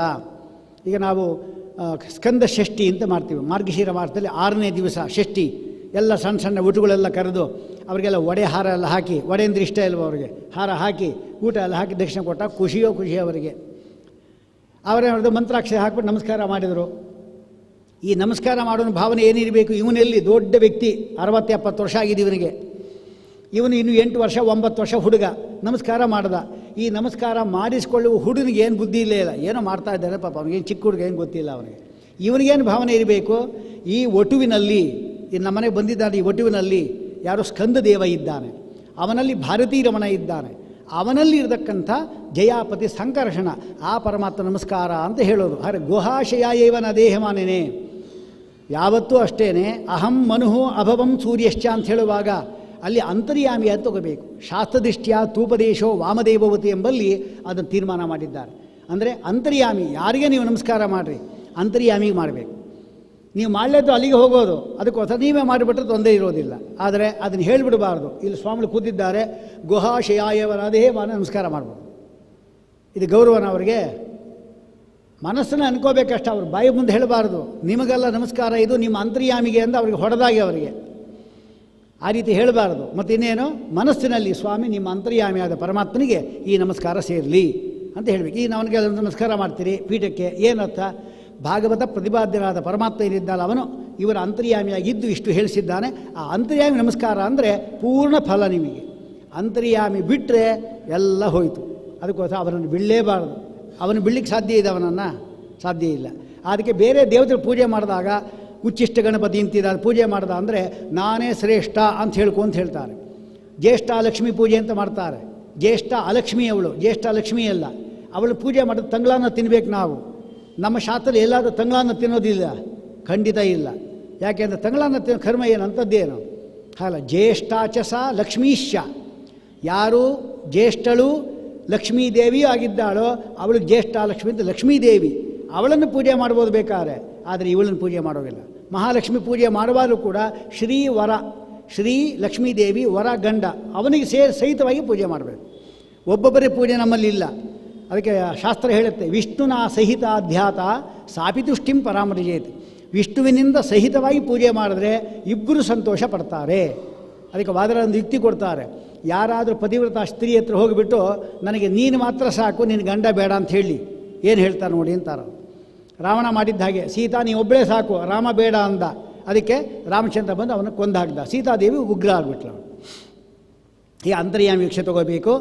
ಇವನು ಅದೇ ಹೇಳ್ತಾ ಇದ್ದಾರೆ, ಯಾವತ್ತೂ ಕೂಡ ರುದ್ರದೇವರೇನಿದ್ದಾರೆ ಅವರ ಅಭಿಪ್ರಾಯ ನಿಮಗೆ ಎಷ್ಟೋ ಜನ ಗೊತ್ತಾಗಿಲ್ಲ ಅಂತ. ಯಾಕೆಂದರೆ ದಕ್ಷ ಪ್ರಜಾಪತಿ ಇದ್ದಾನಲ್ಲ, ಅವನು ಈ ಅವಮಾನದಿಂದಾಗಿ ನಾನು ಬಂದಾಗ ಹೇಳಿಲ್ವಲ್ಲ, ಅಂದರೆ ಇವನಿಗೆ ಅವಮಾನ ಮಾಡಬೇಕು ಅಂತ ಒಂದು ಯಜ್ಞವನ್ನು ಮಾಡ್ದ. ಮೊದಲು ವಾಜಪೇಯಿ ಯಾಗವನ್ನು ಮಾಡ್ದ. ಅಲ್ಲಿ ರುದ್ರದೇವರಿಗೆ ಆಹುತಿ ಇರಲಿಲ್ಲ, ಅವನು ಶಾಪ ಕೊಟ್ಟಿದ್ದವನು, ಅದಕ್ಕೆ ಆಹುತಿ ಇರಲಿಲ್ಲ. ಆದರೂ ರುದ್ರದೇವ ತಲೆ ಕೆಡಿಸ್ಕೊಳ್ಳಿಲ್ಲ. ಇನ್ನೊಂದು ಯಜ್ಞ ಮಾಡಿದ, ಯಾತಕ್ಕೋಸ್ಕರವಾಗಿ ಅವಮಾನ ಮಾಡಬೇಕು ಅಂತಾನೆ. ಇನ್ನು ಪರಮಾತ್ಮ ಪ್ರೀತಿಯಾಗಲಿ ಅಂತ ಖಂಡಿತ ಮಾಡಿಲ್ಲ ಅದನ್ನು ಯಜ್ಞವನ್ನು. ರುದ್ರದೇವರು ವಿಷ್ಣುದೇವರ ಭಕ್ತ, ಪರಮಭಕ್ತ, ಚಿನ್ನ ಭಕ್ತ ರುದ್ರದೇವ. ಅಂಥವನಿಗೆ ಅವಮಾನ ಮಾಡಿದ್ರೆ ಏನಾಗುತ್ತೆ ಅಂತ ಶಾಸ್ತ್ರ ಹೇಳುತ್ತೆ ಅಂದರೆ, ನವವಿಧವಾದ ದ್ವೇಷದ ಅದು ಕೂಡ ಒಂದು ಯಾವುದು, ತದ್ಭಕ್ತ ದ್ವೇಷ ಏವಚ. ಪರಮಾತ್ಮನ ಭಕ್ತನನ್ನು ದ್ವೇಷ ಮಾಡುವುದು ಅಂದರೆ ಪರಿವಸಾನ ಪರಮಾತ್ಮನಲ್ಲೇ ಸೇರುತ್ತೆ. ಅದು ರುದ್ರದೇವರನ್ನು ಅವಮಾನ ಮಾಡಿದ್ದಕ್ಕಾಗಿ ಇವನು ಮಾಡಿರತಕ್ಕಂಥ ಯಜ್ಞಕ್ಕೆ ಬ್ರಹ್ಮದೇವರೂ ಬರಲಿಲ್ಲ, ವಿಷ್ಣುವೂ ಬರಲಿಲ್ಲ ಇವನ ಯಜ್ಞಕ್ಕೆ.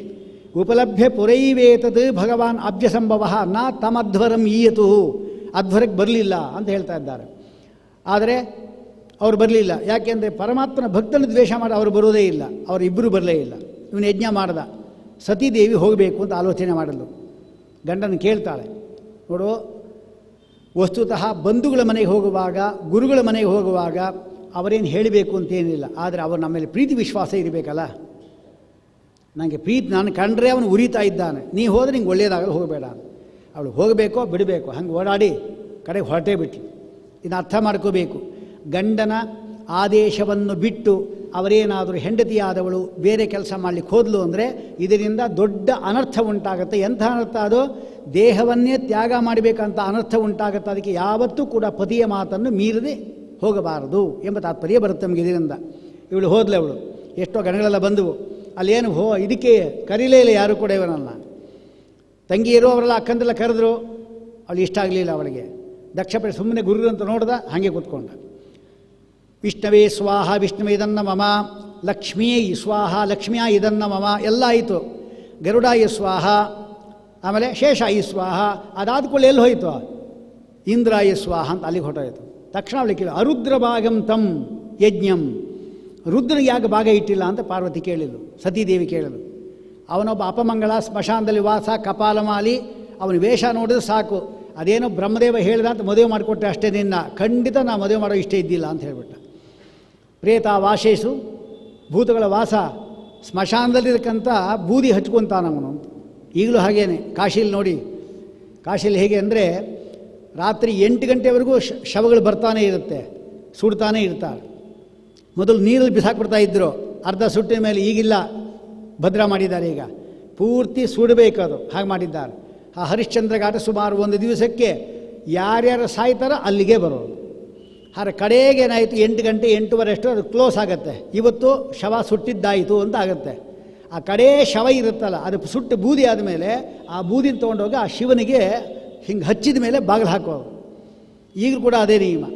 ಅಂದರೆ ಈಗಲೂ ಕೂಡ ಸ್ಮಶಾನದ ಬೂದಿ ಅವನು ಹಚ್ಕೊತಾನೆ ಅಂದರೆ ಅಂಥವನಿಗೆ ಇಲ್ಲಿ ಯಜ್ಞದಲ್ಲಿ, ಶುದ್ಧವಾದ ಯಜ್ಞದಲ್ಲಿ ಅವಕಾಶ ಇಲ್ಲ ಅಂಥೇಳಿ ಅವನು ಬೈದ ಅದನ್ನು.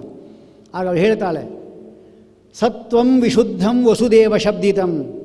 ಪ್ರತಿಯೊಬ್ಬರಲ್ಲಿಯೂ ಕೂಡ ಪರಮಾತ್ಮನ ಸಂಬಂಧ ಏನು ಅಂತ ನಿಂಗೆ ಗೊತ್ತಿಲ್ಲ. ಅವನೊಂದು ಯಾರು ಅಂದ್ಕೊಂಡಿದ್ದಿ?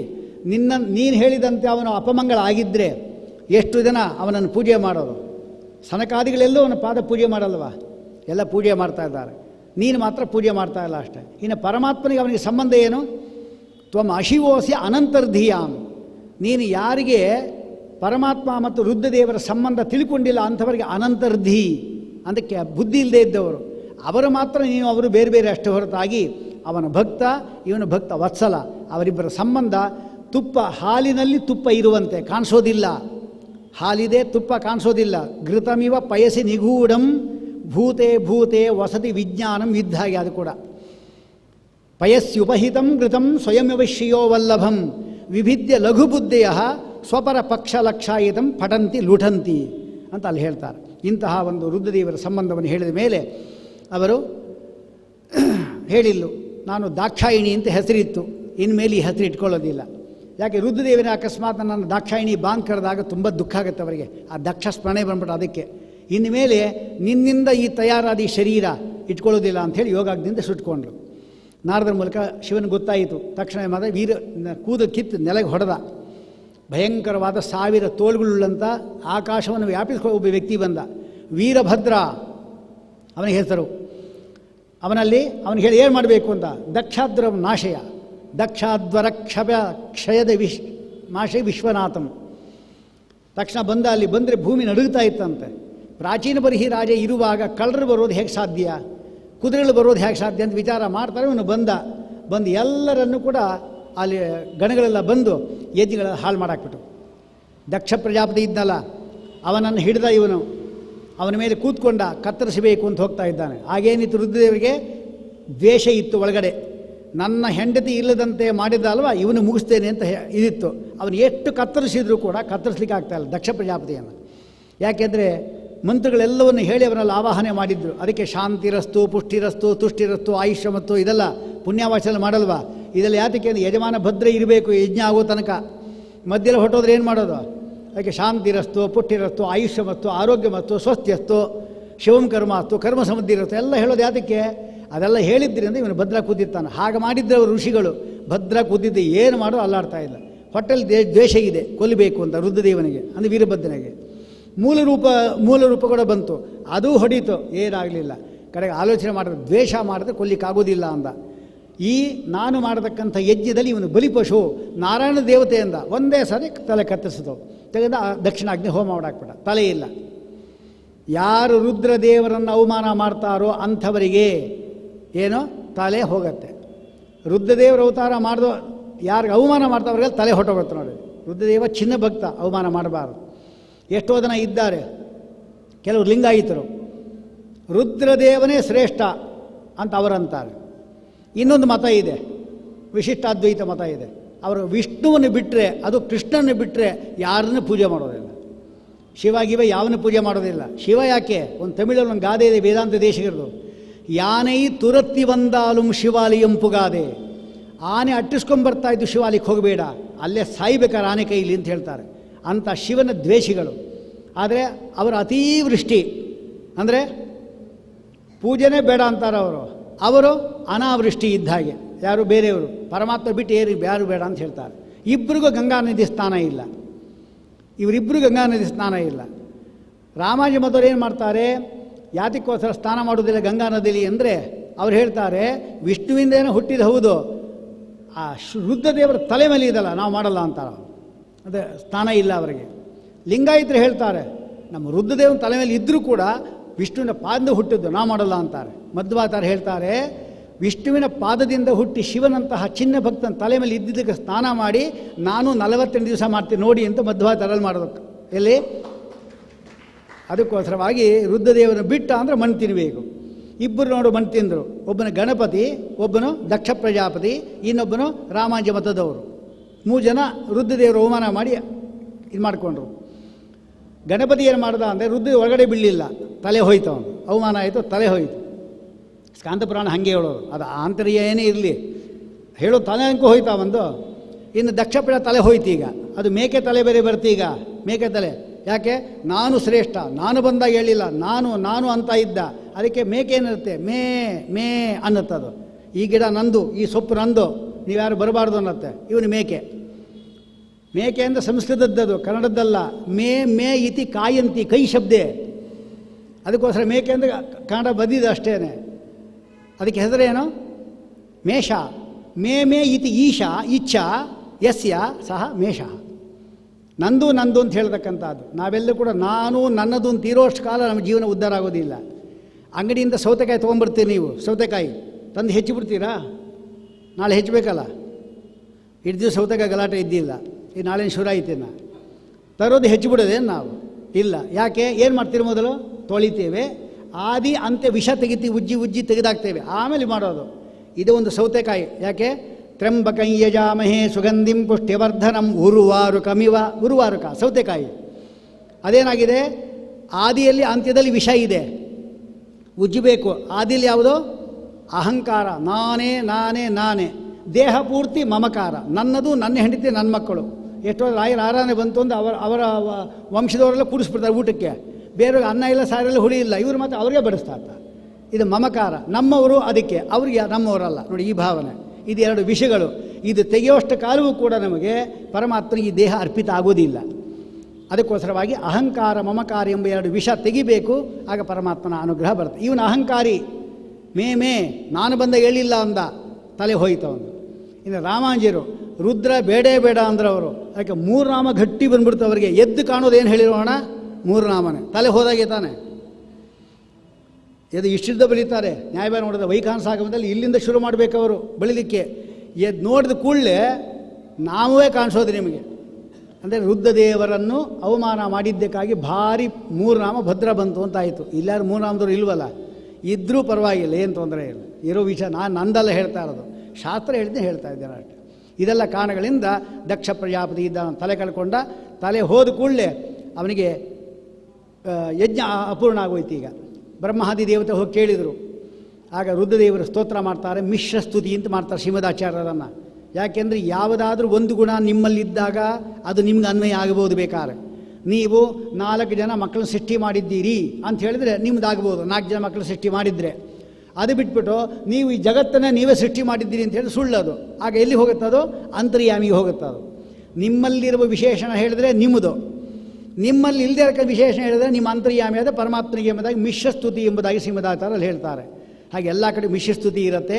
ಸ್ತೋತ್ರ ಮಾಡ್ದ. ಆಗ ರುದ್ರದೇವರು ಸಂತುಷ್ಟರಾದರು. ಅವನಿಗೆ ಮೇಕೆ ತಲೆ ಹಚ್ಚಿರಿ ಅಂದರು. ಮೇಕೆ ಕಾಂಡಿ ನೋಡ್ಕೊತಾನೆ, ಏನು ಬರುತ್ತೆ? ಮೇ ಅಂತ ನಾವು. ತಕ್ಷಣ ಜ್ಞಾಪಕ ಬಂತು ಅವನಿಗೆ. ಅಹಂಕಾರಾತ್ಮಕರಾದ ರುದ್ರದೇವರನ್ನು ಅವಮಾನ ಮಾಡಿದ್ದಕ್ಕಾಗಿ ಮೇಕೆ ತಲೆ ಬಂತು ಅಂತ ಗೊತ್ತಾಯಿತು.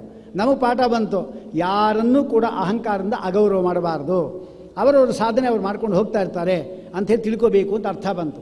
ಹೀಗಾಗಿ ದಕ್ಷ ಪ್ರಜಾಪತಿಯ ಕಾಲದಲ್ಲಿ ಅವನು ತಲೆ ಕಳ್ಕೊಂಡು ಸ್ತೋತ್ರ ಮಾಡಿ, ಆಮೇಲೆ ಅಲ್ಲಿ ರುದ್ರದೇವರಿಗೆ ಒಳ್ಳೆಯ ಒಂದು ಭಾಗ ಇರಲಿ, ಅದಕ್ಕೆ ಉಚ್ಚಿಷ್ಟಂ. ಆಮೇಲೆ ಒಬ್ಬರು ಕೆಲವರಿಗೆ ಹಲ್ಲು ಹೋಗಿತ್ತು, ಪೂಷ ಎಂಬ ಹಲ್ಲೇ ಇಲ್ಲ. ಪೂಷ ಎಂಬುದಕ್ಕಂಥವನು ಜೋರ ನಕ್ಕಿದ್ದಂತೆ ಇಲ್ಲಿಂದ ಇಲ್ಲಿವರೆಗೆ, ವೀರಭದ್ರ ಒಂದು ಕಪಾಳ ಕೊಟ್ಟ, ಅಷ್ಟು ಹಲ್ಲು ಹಾಗೆ ಬಂದ್ಬಿಡ್ತು, ಹಲ್ಲೇ ಇಲ್ಲ. ಇನ್ನೊಬ್ಬರು ಕಣ್ಣು ಕಿತ್ತಾಕ್ಬಿಟ್ಟ ಭಗನಿಗೆ. ಭೃಗು ಋಷಿ ಇದ್ದಾನಲ್ಲ, ಗಡ್ಡ ಹೀಗಂತ ಇದ್ದಂತೆ, ಗಡ್ಡ ಕಿತ್ತಾಕ್ಬಿಟ್ರ ಒಂದು. ಮತ್ತು ಎಲ್ಲ ಬರಲಿ ಅಂದರು. ಮತ್ತು ಇವನಿಗೇನು ವರ ಕೊಟ್ಟರು, ಹಲ್ಲು ಬರಲಿ ಅಂದರು, ಹೇಳಿಲ್ಲ. ಪೂಷಾ ಪ್ರಪಿಷ್ಟ ಭಾಗ ಅದಂತ ಕೋಹಿ ಸಹ, ಇದರ ಅರಣ್ಯಕದಲ್ಲಿ ಹೇಳ್ತಾರೆ. ಪೂಷ ಪ್ರಪಿಷ್ಟ ಭಾಗ, ಹಿಟ್ಟಿನ ಭಾಗ ಅವನಿಗೆ. ಈಗ ಉಪಕರ್ಮ ನಾಡದು ಬರುತ್ತಲ್ಲ ಯಜುರ್ವೇದದ್ದು, ಆಗ ಹಿಟ್ಟನ್ನು ಕೊಡ್ತಾರೆ, ಅದು ಹಲ್ಲಿಗೆ ಇಲ್ಲದೆ ತಗಲ್ಸ ಹಾಕ್ಕೋಬೇಕು, ಯಾಕೆ ಅವನ ಭಾಗ ಅದು. ಹಲ್ಲು ತಲಸಿಂದ ನಿಮ್ಮ ಭಾಗ ಆಗೋಗುತ್ತೆ. ಅದಕ್ಕೋಸ್ಕರ ಅದು ವರ ಕೊಟ್ಟಿರತಕ್ಕಂಥದ್ದು ಪೂಷಾ ಪ್ರಪಿಷ್ಟ ಭಾಗ ಅದಂತ ಕೋಹಿ ಸಹ, ದಂತ ಇಲ್ಲ ಅವನಿಗೆ, ಅದಕ್ಕಾಗಿ ಅಂತ ಅವನಿಗದು. ಇದು ಪುರೋಹಿತರು ಗೊತ್ತಿಲ್ಲ, ಪಾಪ ಯಾರು ಗೊತ್ತಾಗಲಿ, ತಿಳ್ಕೋಬೇಕು ನೀವು ಪ್ರಸಾದ ಸ್ವೀಕಾರ ಮಾಡೋರು. ಅಂದರೆ ಹಲ್ಲಿಗೆ ಹಾಕ್ಕೊಳ್ಳೋದು ಮೇಲೆ ಹಾಕ್ಕೋಬೇಕು ಅಂತ ತಾತ್ಪರ್ಯ. ಅಂತೂ ಇದಾಯಿತು. ಮುಂದೆ ರುದ್ರದೇವರ ಕಥೆಯನ್ನು ಕೇಳಿದವರಿಗೆ ಒಳ್ಳೆ ಆಯುರಾಗಿ ಉಂಟಾಗುತ್ತೆ ಅಂತ ಹೇಳಾದ ಮೇಲೆ ಇವ್ರದ್ದು ಧ್ರುವರಾಯನ ಕಥೆ ಬರುತ್ತೆ. ಆಕೂತಿ, ಪ್ರಸೂತಿ, ಆಮೇಲೆ ದೇವಹೂತಿ, 3 ಜನ. ಅವರಾದ ಮೇಲೆ 2 ಗಂಡು ಮಕ್ಕಳು ಹುಟ್ಟಿದ್ದು, ಪ್ರಿಯವ್ರತ, ಉತ್ತಾನಪಾದ. ಮುಂದಿನ ಉಪನ್ಯಾಸಕರೇನಿದ್ದಾರೆ ಅವರು ಪ್ರಿಯವ್ರತ ಕಥೆಯನ್ನು ಹೇಳ್ತಾನೆ. ಈಗಿರತಕ್ಕಂಥ ಉತ್ತಾನಪಾದನ ಕಥೆ. ಉತ್ತಾನಪಾದ ಅಂದರೆ ಏನು? ಉತ್ತಾನ ಮೇಲೆ, ಪಾದ ಮೇಲೆ. ಕಾಲು ಮೇಲೆ ಹೋದರೆ ತಲೆ ಏನಾಗುತ್ತೆ? ಕೆಳಗೆ ಬರುತ್ತೆ. ಹಾಗಾದರೆ ತಲೆ ಕೆಳಗಾದ ವ್ಯವಹಾರಕ್ಕೆ ಪ್ರತಿನಿಧಿ ಅಂತಾಯಿತು. ನಾವೆಲ್ಲರೂ ಉತ್ತಾನಪಾದರೆ ಈ ವಿಚಾರದಲ್ಲಿ. ಯಾಕೆ ಅಂದರೆ ಅವನ ಹೆಂಡತಿ ಸುನೀತಿ ಒಬ್ಬಳು, ಒಳ್ಳೆ ನೀತಿಯನ್ನು ಉಪದೇಶ ಮಾಡುವವಳು. ಇನ್ನೊಬ್ಬರು ಇದ್ದಾರೆ, ಅವಳು ಸುರುಚಿ, ರುಚಿಯಾದ ಪದಾರ್ಥವನ್ನು ಮಾಡಿ ಹಾಕೋಳು. ನೋಡಿ, ಏಕಾದಶಿ ಬಂದಿದೆ, ಸುನೀತಿ ಹೇಳ್ತಾಳೆ ಉತ್ತಾನಪಾದನಿಗೆ, ಇವತ್ತೇನು ತಿನ್ನಬಾರ್ದ್ರಿ, ಅದೆಲ್ಲ ಏಕಾದಶಿ ವ್ರತ ದೊಡ್ಡ ವ್ರತ, ಅದು ಎಲ್ಲ ವ್ರತಗಳು ಹಿಂದೆ, ಏಕಾದಶಿ ವ್ರತ ಮುಂದೆ ಅಂತ ಇಷ್ಟು ಹೇಳಿದ್ರು ಕೂಡ ಅವಳು ಹೇಳಿದ್ಲು, ನೋಡ್ರಿ ಅದೆಲ್ಲ ಇದ್ದಿದ್ದೆ, ಬದುಕಿನ ಮೇಲೆ ಚೆನ್ನಾಗಿ ಜೀವನದಲ್ಲಿ ಆರಾಮ ಇರಬೇಕು, ನಾ ಹೇಳ್ದಾಗ ಕೇಳಿ ಅಂತ ಹೇಳಿ ಒಳ್ಳೆ ಉಪ್ಪಿಟ್ಟೇನೋ ಮಾಡಿದ್ಲು. ಏನು ಉಪ್ಪಿಟ್ಟು ಇಷ್ಟಾದ ಪರವಾಗಿಲ್ಲ, ಬೆಟ್ಟ ಇಷ್ಟು ಅಂದರೆ ಏಕಾದಶಿ ಅಂದರೆ ಎಷ್ಟು 11 ತಿನ್ನಬೇಕಲ್ಲ, ಏಕಾದಶಿಯಿಂದ 11 ತಿನ್ನಬೇಕಲ್ಲ. 8 ಗಂಟೆಗೆ ಅವಲಕ್ಕಿ, 10 ಗಂಟೆಗೆ ಉಪ್ಪಿಟ್ಟು, 12 ಗಂಟೆಗೆ ಇಡ್ಲಿ ಎಲ್ಲ ಆಯಿತು. ರಾತ್ರಿ ಆಗುವ ಒಟ್ಟು 10 ವಸ್ತುಗಳಾಯಿತು. ಮಧ್ಯೆ ಪಾನೀಯಂ, ಕಾಫಿ ಇದ್ದೇ ಇದಲ್ಲ. 11 ಆಯಿತು. ಏಕಾದಶಿ ವ್ರತ ಅಂದರೆ 11 ವ್ರತ. ತಿನ್ನೋದು ಅಂತ ವ್ರತ ಅವನು. ಪತಿವ್ರತ ಅಂದರೆ ಪತಿಯನ್ನು ಬಿಡೋದು, ಪಯೋವ್ರತ ಅಂದರೆ ಹಾಲನ್ನು ಕುಡಿಯೋದು, ಈ ವ್ರತ ಇವನು. ಏಕಾದಶಿ ವ್ರತ ಅಂದರೆ ಒಂದು ಬಿಡಬಾರ್ದು, 11 ವಸ್ತು ತಿನ್ನಬೇಕು ಅಂತ ತೀರ್ಮಾನ. ಇದು ರುಚಿ, ಸುರುಚಿ ಮಾಡಿಕೊಟ್ಟಿರ್ತಕ್ಕಂಥದ್ದು. ಅವನೇ ಮಾಡಿದ ಸುನೀತಿನ ದೂರ ಓಡಿಸ್ದ, ರುಚಿನ ಹತ್ತಿರ ಇಟ್ಕೊಂಡಿದ್ದ. ನಮ್ಮದೆಲ್ಲ ಇದೇ ಕೆಲಸ ನೋಡಿ. ನೀವೆಲ್ಲ ಆಗಿದ್ದಿರಲ್ಲ ಗೊತ್ತಿಲ್ಲ, ಸಾಮಾನ್ಯವಾಗಿ ನೀವು ಅಷ್ಟೇ, ನೀವೆಲ್ಲ ಪಾಪ ಶುದ್ಧ ಏಕಾದಶಿ ಉಪವಾಸ ಮಾಡ್ತಾ ಇರ್ಬೋದು, ಆದರೂ ನಿಯಮ ಇರೋದು ಹೀಗೇನೆ, ಸಾಮಾನ್ಯ ಲೋಕ ವ್ಯವಹಾರ. ನೀತಿಯನ್ನು ತೆಗೆದಾಕಿ ನಾವು ಬುಡದಕ್ಕಾಗ ದುಡ್ಡು ಇಸ್ಕೊತೇವೆ. ಯಾವುದು? ಲಂಚದ ದುಡ್ಡು. ಇದು ಸುರುಚಿಗೋಸ್ಕರವಾಗಿ, ರುಚಿಗೋಸ್ಕರವಾಗಿ.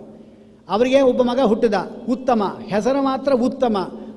ಉತ್ಕೃಷ್ಟವಾದ ತಮ ಅಂದರೆ ಆಯುಷ್ಯು ಕಡಿಮೆ ಇರುವನು ಅವನು, ಅಂದರೆ ಕಡಿಮೆ ಆಯುಷ್ಯುಳ್ಳವನು ಹುಟ್ಟುಬಿಟ್ಟ ಅವನು, ರುಚಿ ಮಾಡಿದ್ದಕ್ಕಾಗಿ. ಸುನೀತಿ, ನೀತಿ ಹೇಳಿದಕ್ಕೆ ಧ್ರುವ, ಈಗಲೂ ಧ್ರುವ ಇದ್ದ ನೋಡಿ, ಈಗಲೂ ಕಾಣಿಸ್ತಾ ನಮಗೆ. 4 ಗಂಟೆಗೆ ಏಳಬೇಕು, ಅಭ್ಯಾಸ ಇದ್ದವರು ಗೊತ್ತಾಗತ್ತೆ ಅಷ್ಟೇ. ಹಾಗಾಗಿ ಅಂತಹ ಒಂದು ಧ್ರುವರಾಯ ಇದ್ದಾನೆ. ಅವನು ಧ್ರುವರಾಯ ಬಂದು ತೊಡೆ ಮೇಲೆ ಕೂತ್ಕೊಳ್ಳಿಕ್ಕೆ ಬಂದ. ಹಾಗೆ ಇವನು ಏನು ಹೇಳಬೇಕಾಗಿತ್ತು? ಉತ್ತಾನಪಾದ ಕೂತ್ಕೋ ಬಾಪ ಅಂತ ಹೇಳಬೇಕು. ಯಾಕೆ ಒಂದು ತೊಡೆ ಖಾಲಿ, ಇನ್ನೊಂದು ತೊಡೆ ಖಾಲಿ ಇಲ್ವಾ? ಇಲ್ಲಿ ಉತ್ತಮ ಕೂತಿದ್ದು, ಇನ್ನೊಂದು ತೊಡೆ ಖಾಲಿ ಇದೆಲ್ಲ. ಖಾಲಿ ಇಲ್ಲದೇ ಇದ್ದರೆ ಬೇರೆ ವಿಚಾರ. ಹೆಂಡತಿ ಮುಖ ನೋಡ್ದ. ಆಗ ಅವಳೇ ಹೇಳಬೇಕು, ಕೂರಿಸ್ಬೇಡಿ, ನನ್ನ ಹೊಟ್ಟೆಲಿ ಹುಟ್ಟಿರಬೇಕು ಅಂತ ಹಿಂಗೆ ತೋರಿಸಿಲ್ಲ. ಅವನು ಏನು ಮಾಡಲಿಲ್ಲ, ಹೋಗಂತ ಕಳಿಸ್ಬಿಟ್ಟ. ತಾಯಿನ ಕೇಳ್ತಾನೆ ಅವನು ಸುರುಚಿನ, ಯಾಕೆ ನಾನು ಯಾಕೆ ಕೂತ್ಕೋಬಾರ್ದು, ರಾಜನ ಮಗ ಅಲ್ವಾ ಅಂತ ಕೇಳ್ತಾನೆ. ನೀನು ರಾಜನ ಮಗ ಆಗಿರ್ಬೋದು, ನನ್ನ ಹೊಟ್ಟೆಲಿ ಹುಟ್ಟಿದವ್ರಿಗೆ ಈ ಪಟ್ಟ, ಇನ್ಯಾರಿಗೂ ಇಲ್ಲ ಅಂತ ಹೇಳಿದ. ತಾಯಿ ಹತ್ರ ಓಡೋದ. ಅದಕ್ಕೇನು ಮಾಡಬೇಕು ಕೇಳ್ದ ಅವನು. ಏನು ಮಾಡೋದು? ಈಗ ಹೋಗಿ ಪರಮಾತ್ಮ ಹುಟ್ಟು ತಪಸ್ಸು ಮಾಡು, ಪರಮಾತ್ಮನ ಕೇಳ್ಕೊ, ಇವಳು ಹೊಟ್ಟೆಲಿ ಹುಟ್ಟಿಸು ಅಂತ ಹೇಳು, ಉತ್ತಮನ ತಮ್ಮನಾಗಿ ಹುಟ್ಟು, ಆಮೇಲೆ ನಿಂಗೂ ರಾಜ್ಯ ಸಿಗುತ್ತೆ ಅಂತ ಹಂಗೆ ಹೇಳು. ಅವ ಯಾಕೆ ಇಷ್ಟ ಆಗಲಿಲ್ಲ. ಅದು ಕೋಪದಿಂದ 5 ವರ್ಷದ ಬಾಲಕ ತಾಯಿ ಹತ್ರ ಬಂದ ಸುನೀತೀರ್ಥ, ಏನಮ್ಮ ನಾ ರಾಜನ ಮಗ ಅಲ್ವಾ ಕೇಳ್ದ. ರಾಜನ ಮಗ ಅಪ್ಪ ಹೌದು, ಅದು ನನ್ನ ಹೊಟ್ಟೆಲಿ ನೀವು ಹುಟ್ಟಿದ್ದೀಯಲ್ಲ, ಅದಕ್ಕಾಗಿ ನಿಂಗೆ ರಾಜ್ಯ ಇಲ್ಲ ನೋಡು. ಅವಳು ಹೇಳಿದ್ದೆ ನೋಡಿ, ಬೇರೆಯವರಾಗಿದ್ದು ಎಷ್ಟು ಶಾಪ ಕೊಡೋರು ಅವಳಿಗೆ. ಸುನೀತಿಯ ಜಾಗದಲ್ಲಿ ಬೇರೆ ಯಾರಾದ್ರು ಇದ್ದಿದ್ರೆ ಎಷ್ಟು ಸುರುಚಿನ ಬೈಯೋರು. ಒಂದೇ ಒಂದು ಮಾತು ಹೇಳ್ತಾಳೆ, ಮಾ ಅಮಂಗಲಂ ತಾತ ಪರೇಶು ಮಂಸ್ತಾಹ, ಯಾವತ್ತೂ ಕೂಡ ಇನ್ನೊಬ್ಬರಿಗೆ ಅಮಂಗಳವನ್ನು ಬಯಸಬೇಡ. ನೋಡಿ ಎಂಥ ಮಾತು. ಅದಕ್ಕೆ ಸುನೀತಿನೇ ಅವಳು. ಸುನೀತಿ, ಸುಮಿತ್ರ ಇವರೆಲ್ಲೂ ಕೂಡ ಮಹಾವ್ಯಕ್ತಿಗಳು ಇವರಲ್ಲ. ಕೈಕೇಯಿ ಇದ್ದಾಳ ಅವಳು ರಾಮಚಂದ್ರನಿಗೆ ಪಟ್ಟಾಭಿಷೇಕ ತಪ್ಪಿಸಿ ಮಗನಿಗಾಗಬೇಕು ಅಂಥೇಳಿ ಅವನನ್ನು ಕಾಡು ಕಳಿಸಿದರೆ, ಸುಮಿತ್ರ ಇದ್ದಾಳೆ ಅವಳು ಕಾಡಿಗೆ ಹೋಗ್ತಾ ನೀ ಜೊತೆಗೆ ಹೋಗುವಂಥ ಲಕ್ಷ್ಮಣ ಕಳಿಸ್ಕೊಟ್ಟವಳು.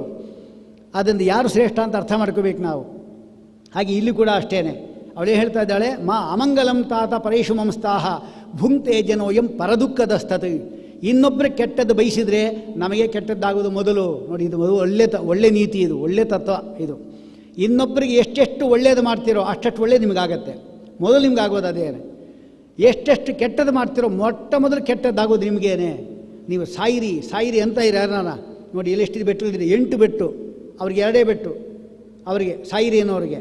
ನಿಮಗೆ 8 ಬೆಟ್ಟು, ನೀನೇ ಸಾಯಿ ಮೊದಲು ಅಂತ ಹೇಳುತ್ತ, ನಿಮ್ಮ ಆಯುಷ್ಯ ಕಡಿಮೆ ಆಗುತ್ತೆ. ಅದಕ್ಕೋಸ್ಕರವಾಗಿ ಅವ್ರು ಹೇಳ್ತಾ ಇದ್ದಾರೆ, ಕೆಟ್ಟದ್ದು ಮಾಡಬೇಡಪ್ಪ. ಅವ್ಳು ಹೇಳಿದ್ದು ಒಳ್ಳೆ ಮಾತು ಇದೆಯೇ ಇಲ್ವಾ? ತಪಸ್ಸು ಮಾಡು ಅಂತ. ಹೋಗಿ ತಪಸ್ಸು ಮಾಡು. ತಪಸ್ಸಿಗೆ ಹೋಗಬೇಕು. ದಾರಲ್ಲಿ ಹೋಗ್ತಾ ನಾರದರು ಸಿಕ್ಕಿದ್ರು. ಸಾಮಾನ್ಯವಾಗಿ ಯಾರಾದರೂ ಒಬ್ಬ ವ್ಯಕ್ತಿ ಹೋಗ್ತಾ ಇರುವಾಗ ಒಂಟಿ ಬ್ರಾಹ್ಮಣ ಬಂದ್ಬಿಟ್ರಿ ಅಂತೀವಿ. ಇವನು ಬೇರೆ ಬಂದಲ್ಲ, ಒಂಟಿ ಬ್ರಾಹ್ಮಣ. ಹೋಗಿ ಸುಮ್ಮನೆ ಇರಬೇಕಲ್ಲ ಬ್ರಾಹ್ಮಣ. ಧ್ರುವರಾಯ ಎಲ್ಲಿಗೆ ಹೋಗ್ತಾ ಇದ್ದೀವಿ ಅಂತ ಕೇಳ್ದ. ಇದು ಯಾರು ಕೇಳ್ತಾರಾ? ಅಪಶಕುನ ಮಯ ಹೋಯ್ತು. ಈಗ ಅವನು ಅದೇನೂ ತಗೊಳ್ಳಿಲ್ಲ. ಅವನು ಒಂಟಿ ಬ್ರಾಹ್ಮಣ ಯಾರಿಗೆ? ಯಾರೋ ಶ್ರಾದ್ದದ ಬ್ರಾಹ್ಮಣ ಎಲ್ಲ ಊಟ ಮಾಡಿಕೊಂಡು ಅವನು ಶ್ರಾದ್ದ ಮುಗಿಸ್ಕೊಂಡು ಬರ್ತಾ ಇದ್ದೆ, ನಾವೇನೋ ಒಳ್ಳೆ ಕೆಲಸಕ್ಕೆ ಹೋಗ್ತಾ ಇದ್ವಿ ಅಂದರೆ ಅದು ಹಿಂಗೆ ಹೋಗಬೇಕು ಅಷ್ಟೇ ಹೊರತು ಅದಕ್ಕೆ ಅವಮಾನ ಮಾಡಬಾರ್ದು. ನೀ ಯಾಕೆ ಬಂದಿಯೋ ಎದುರುಗಡೆ ಅಂದರೆ ನೀ ಯಾಕೆ ಬಂದಿ ಅಂತ ಅವನು ಕೇಳ್ತಾನೆ. ಅದು ಹೇಳೋಂಗಿಲ್ಲ. ಮತ್ತು ಇನ್ನೇನು, ನಾವೇ ದೂರ ಹೋಗಬೇಕು ಅಷ್ಟೇ. ಆದರೆ ನಾರದರು ಅಂಥವರಲ್ಲ.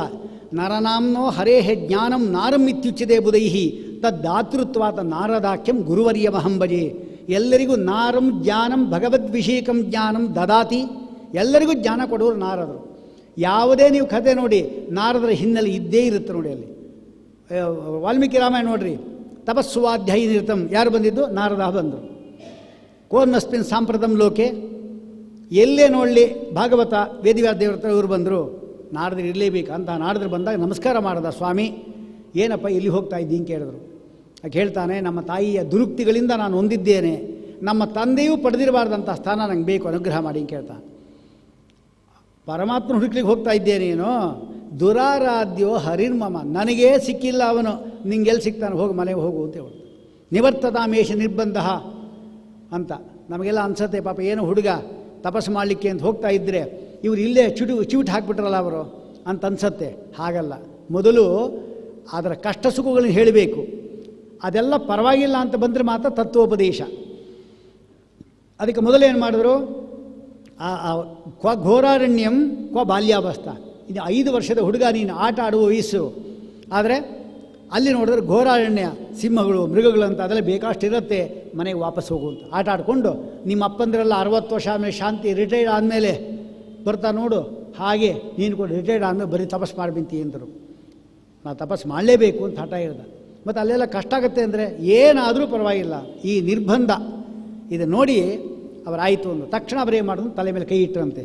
ತಂದೆಯನ್ನು ತಿರಸ್ಕಾರ ಮಾಡಿದ್ದರಿಂದ ಸಿದ್ಧಿಯಾಗುವುದಿಲ್ಲ. ತಂದೆ ತಾಯಿಗಳು ಗುರುಗಳು ಈ 3 ಜನರು ಸಂತೋಷಪಟ್ಟರು ಅಂದರೆ ತಪಃ ಸರ್ವಂ ಸಮಾಪ್ಯತೆ. ಇನ್ನು ಯಾವ ತಪಸ್ಸು ನಿಮ್ಗೆ ಉಳಿಯೋದಿಲ್ಲ. ಅದಕ್ಕೆ ತಂದೆ ತಾಯಿಗಳು ಬೇಜಾಪಡಿಸಬಾರ್ದು. ಆಮೇಲೆ ಇನ್ಯಾರು? ಗುರುಗಳನ್ನು ವಿದ್ಯೆ ಹೇಳಿಕೊಟ್ಟವರು. ಗುರುಂ ಹುಂಕೃತ್ಯ ತುಂಕೃತ್ಯ ಅವನು ಸ್ಮಶಾನೆ ಜಾಯಿತೆ ವೃಕ್ಷ ಕಂಕಗೃದ್ರೋಪಸೇವಿತ.